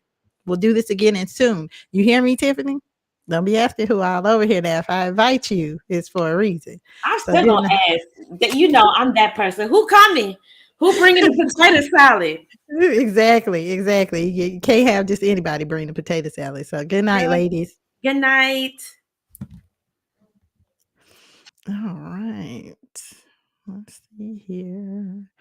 And Tiff. Oh, it's just me and you. Hold on. Let me get Hanifa back. How you end up over here? Hanifa, come on back. All right. Hanifa. Listen. I'm That was so so happy you're good. here. It was. Yes, Who it knew was it so was gonna good. go like that? You know, at Neither first did I was I. like, uh-oh. Yeah, I was like, uh-oh. Uh-oh. It's tough when no one knows anybody. But thank you for being here and for the energy that you always bring. You always give me a much more sanitized show than I would have had if you weren't here. So thank you for that. So give the people what they've come for, what they have been waiting. You've been gone like 5 months, haven't you? Yes, and I'm probably not returning until June, more than likely. That's kind of I got things I got to do family wise. I'm just chilling. And I'm actually gonna shift my channel a whole lot. I'm thinking about I'm changing name, everything when I Okay. get back. It's like it's a whole kind of rebranding, but I'm still gonna do like these panels I feel are necessary. Because like you said, I think we need more positive voices to be put out there to let people know that there are people who are having these type of conversations, specifically Black women. But yeah, and you guys encouraged me even while I was gone. I had people asking, Like, where when am are I going you? to come back? But one Mhm. of the things that I'm actually working on, and just 3 o'clock this morning, Spirit was on my ass, you know what I'm saying? About really just stepping into the fullness of who I already know I am, right? And what that looks like, and stop being afraid. Like, because I've Yeah. been half stepping for quite some time. Because one of Yes. the things that I shy away from is leadership, because I don't like the responsibility that comes with that. But at this point, it is inevitable, and I am on camera Mhm. saying this. I can't believe it. It is inevitable, and there are We just some got you things on that record. I know. So I just need to walk in that. And I'm afraid. I'm not going to say I'm not. I am on what that's going to look like, but I'm also excited. So it's a mixture of emotions. So yeah, I'll be coming back. And I'm probably not probably I'll be changing the name of my channel, going in a different direction, having certain uh, different kinds of conversations, but I'll probably be doing a lot more stuff with just me on there and just kind of engaging with the audience. So yeah, that's pretty much it. What's going on with you? Well, what the world needs now is more Hanifa. You're like the cowbell of it. We Oh, need more cowbell. Yes, liberated soul rebel says, answer the call, sis. Answer. Pick up. I Can you know. please pick up? Can you pick up, please? Okay. I'm on it. I'm on it. Yeah, I actually have been going through that. I have been shying away from a lot of things. You know, I'm full time in school right now, and I'm working full time at What that are you job that studying? I've been in sociology Whoa. with a Ooh, minor in okay. economics. Yeah, I want to really understand what's underneath the programming, the system, Yes, yes. and try in my Harriet Tubman fashion to chart a path out of this for us. It's deeper than just money, even though, I work in finance. And what I'm finding is the more that I've shied away from taking leadership in my personal life, it seems like it's being pumped into my professional life, if that makes sense. Okay. Okay. And so that's why I said it's going to come out somewhere. It's gonna come out somewhere. That call for you to develop that. So you can hide over there if you want to. Take it from me, it doesn't work. This has been I'm now in my 40s. This has been going on from in my 20s. It was happening when I was in the church. It doesn't you I was in the church, I was out the church, I was just in limbo somewhere. It doesn't matter. You can't hide from that.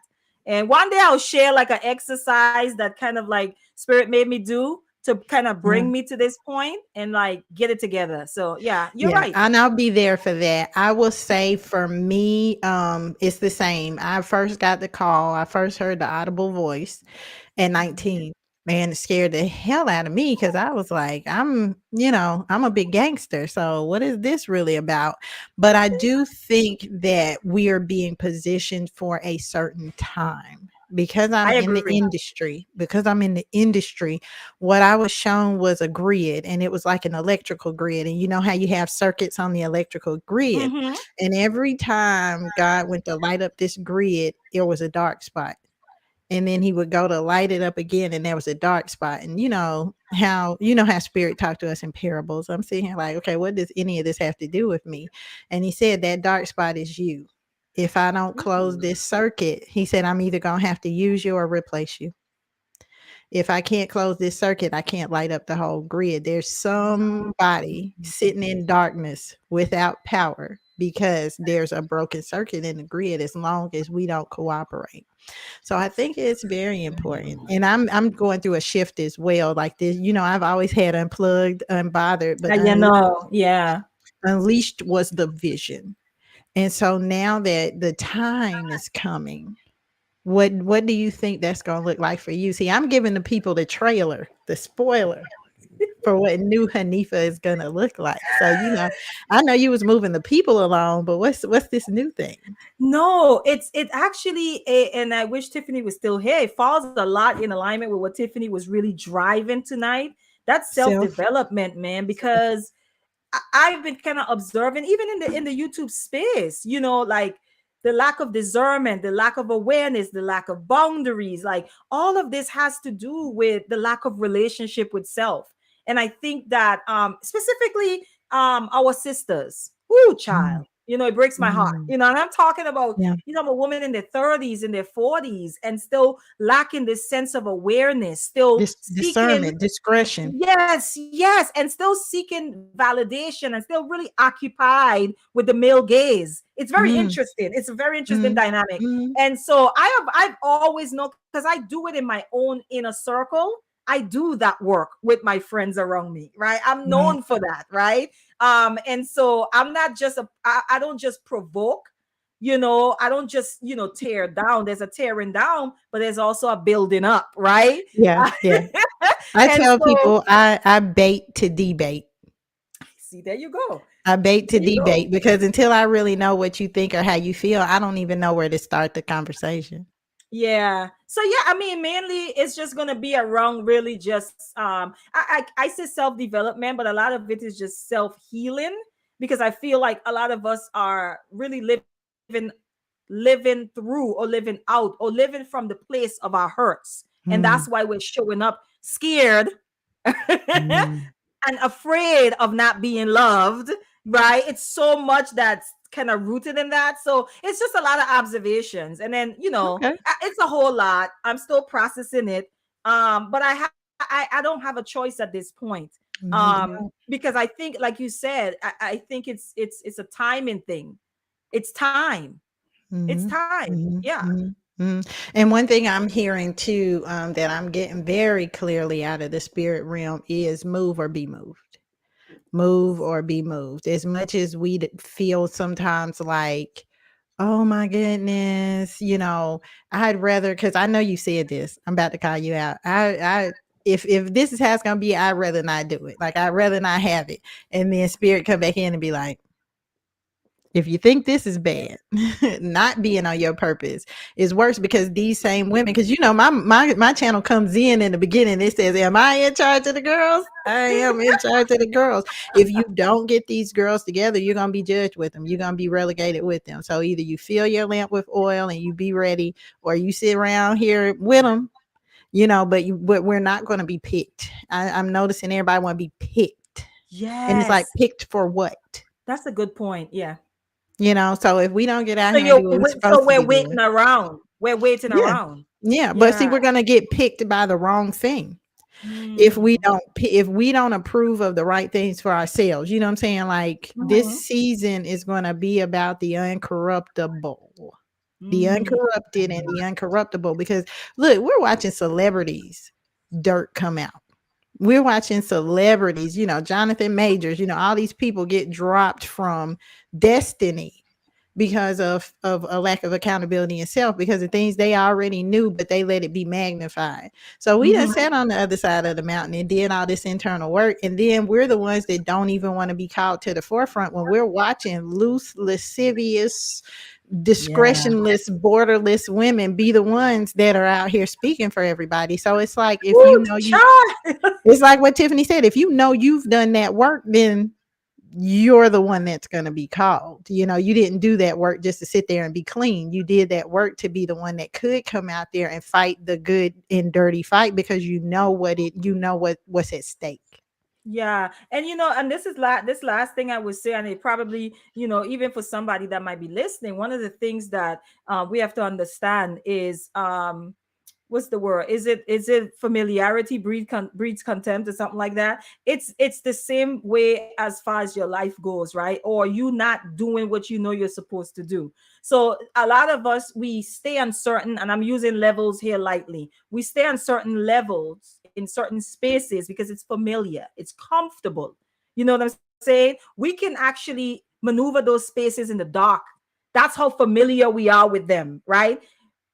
But what happens when someone gets bored, when someone gets too familiar, right? You start getting yourself in trouble, right? You start getting yourself in things that you really don't need to be involved in. And that has happened to me, even in this space, right? And somebody might be like, how? That's me checking myself and knowing what I'm supposed to be doing and not doing, right? So it's a thing of you, when it's time for you to move to that next space, to that next level, you have to move.